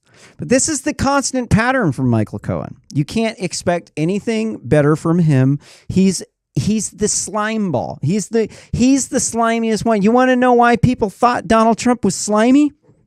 It's because of Michael Cohen. Yeah, Michael Cohen was the big criminal attorney that did all the slimy stuff.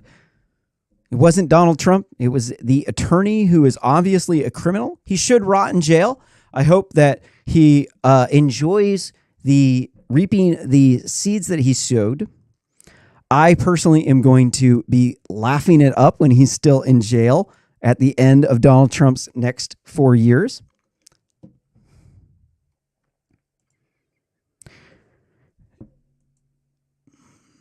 In this next article from the Daily Mail, Proud Boy member may be jailed for crossing state lines. A warrant has been issued for the arrest of quote-unquote right-wing extremist Tolista Tosi, a murder name, 24 from Washington. He's accused of violating terms of his probation by traveling out of state to clash with protesters. And if he was actually a leftist, they would say the government is interfering with his right to protest peacefully.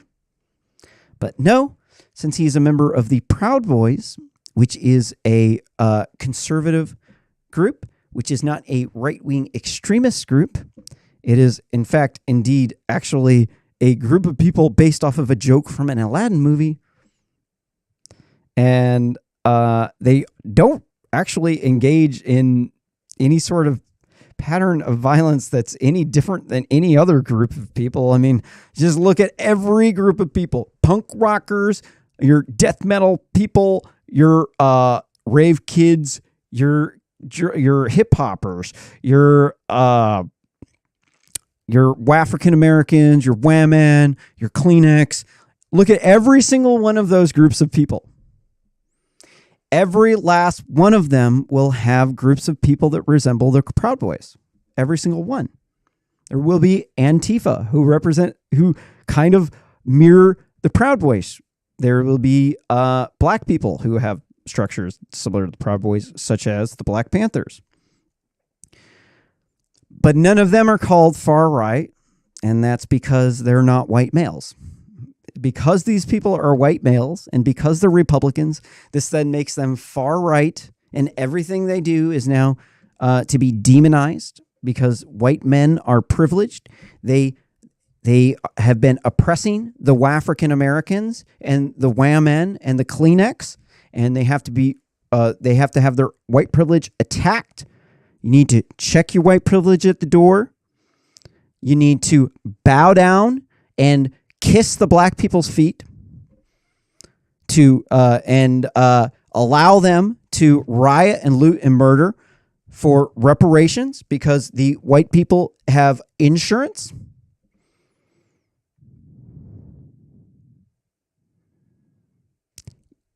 You do know that the the people who pay for the insurance are actually the customers, right?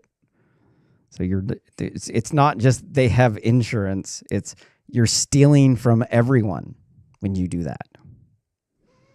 But to these people, everything is a lie. George Floyd, that dude was like a horrible, horrible drug skis ball, bottom of the barrel, drug addict, heroin addict, meth addict. He did home invasion robberies. He passed off counterfeit money. He was, by all definitions, a skis bag. Then you got Breonna Taylor, the narcotics trafficker, who did not have a no-knock warrant executed. It was actually a knock warrant. They had a no-knock warrant, but they didn't. They actually knocked because they knew they had the suspect in custody already. But to you, it was a no-knock warrant, and they thought that the suspect was there, but they were really in custody. Yeah, that's called a game of telephone with a bunch of lying hood Democrats who have a political agenda to prove. So you can't trust anything that they say because they, all of them are trying to either get more money or to get out of jail or to justify the hate. There's all kinds of horrible reasons why all these people are doing what they're doing. And out of all of the people in this entire thing, the Proud Boys are definitely not any sort of way, shape, or form egregious actors. I mean, yeah, they've probably done some stuff that's similar to what maybe some of the other guys out in the country, or me personally, when I was growing up, when I was in like 8th grade, I was jumped by a bunch of guys out in the country. They were white males. They beat me up, left me in a ditch for dead. I have no idea who they were. I was new in town at that point in time. Nobody knew me. So it was a random act of violence, and it was against me, and could have gotten killed that night. I've almost been murdered a bunch of times in my life, actually. And out of everybody who's ever wronged me, a Proud Boy's never wronged me, dude. I've almost been murdered by black people many times. I've also too almost been. I've had a lot of cops point guns at me. I've been caught with drugs. I've been to many raves that have been busted. And though, you know, I think that we need to legalize drugs, but the reality that I see is that the most terrifying thing I've ever experienced in my life was almost being murdered by a serial killer, a black gangbanger from Atlanta, in the terrifying hostage situation where I tried to claw out of the RV closet, and then a serial killer pulled me out of the closet with an AK-47, and a pregnant woman grabbed a pistol, and it turned into a multi-hour standoff situation with people yelling at each other, threatening to kill me. Even though I have 2 drug felonies, and I really think drugs should be legalized, all of the stuff that I've experienced from the cops, the serial killer almost killing me that night far outweighs all of the things the police ever did to me. Because if I had been killed, I would just not be here, and that would just be the biggest thing that ever happened to me. Because I would be dead at that point in time. But luckily, I'm not, and I'm very thankful for that. I do wish to know whether or not that pregnant woman was murdered that night. I don't know. He threatened to kill me and everyone in my house and burn my house down if I ever told anyone. And I do really regret not going to the police that night. That dude didn't resemble a Proud Boy in any way, shape, or form. That dude looked like a drugged out black guy who's a gangbanger, and he is a serial killer because he was a gangbanger. He said he killed 6 people. That's what he told me. And I don't think that if you've not experienced this, I don't know if you could exactly understand how terrifying that would be. But you could kind of understand how terrifying that would be. I'm really getting tired of the slander of groups such as Patriot Prayer as far right. Far right means that you're like an authoritarian dictator or like the KKK. It does not mean that you are a patriot and that you support 2A and that sometimes you play militia in paintball competitions. That's absolutely not far right. In fact, I think most people would say that that's definitely has nothing to do with dictators or nothing to do with National Socialism or communism or the KKK. But to these people, it's all the same. It doesn't matter whether or not it's true. They can win if they think that way. So they're going to think that way. They're going to continue to try to attack white privilege, to take whatever they can from the white man because they have a history of winning. And if you were winning too, you probably would too also continue on that path that caused you to win. Sadly, they're now doing multi-month long riots. And we got to shut them down. Is there anything else? I just got to check to make sure I didn't miss any article. Yeah, there's one more and then I'm out. This next article from the Daily Mail, chainsaw wielding men dripping in blood charge on Toronto beach. People on Cherry Beach in Toronto encountered 2 shirtless men covered in blood holding chainsaws in their hands Sunday morning following an early melee that left them injured. Here are the men.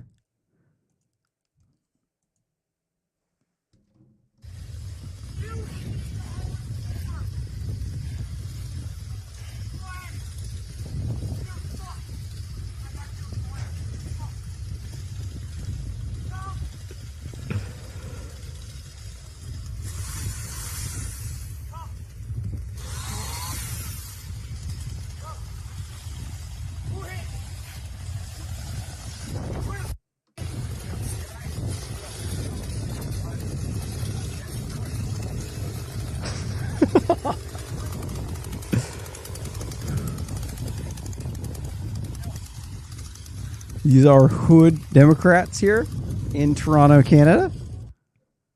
This is what they look like in other countries. They just look absolutely just deranged. Trust me, they look that deranged in America. This is nothing new. But thank you for watching Real Simple News on Saturday, August 15th. It's now August 16th. But as I say every time, thank you very much for watching. Please like and subscribe on YouTube and share this video to show your support. If you want to make a donation, you can do so at realsimplenews.net/issue77. Until next time, you've been watching Captain Kabuki read you really simple syndication articles from the intellectual dark web. And until next time, farewell, sayonara, aloha, peace be with you, and Godspeed in your journeys.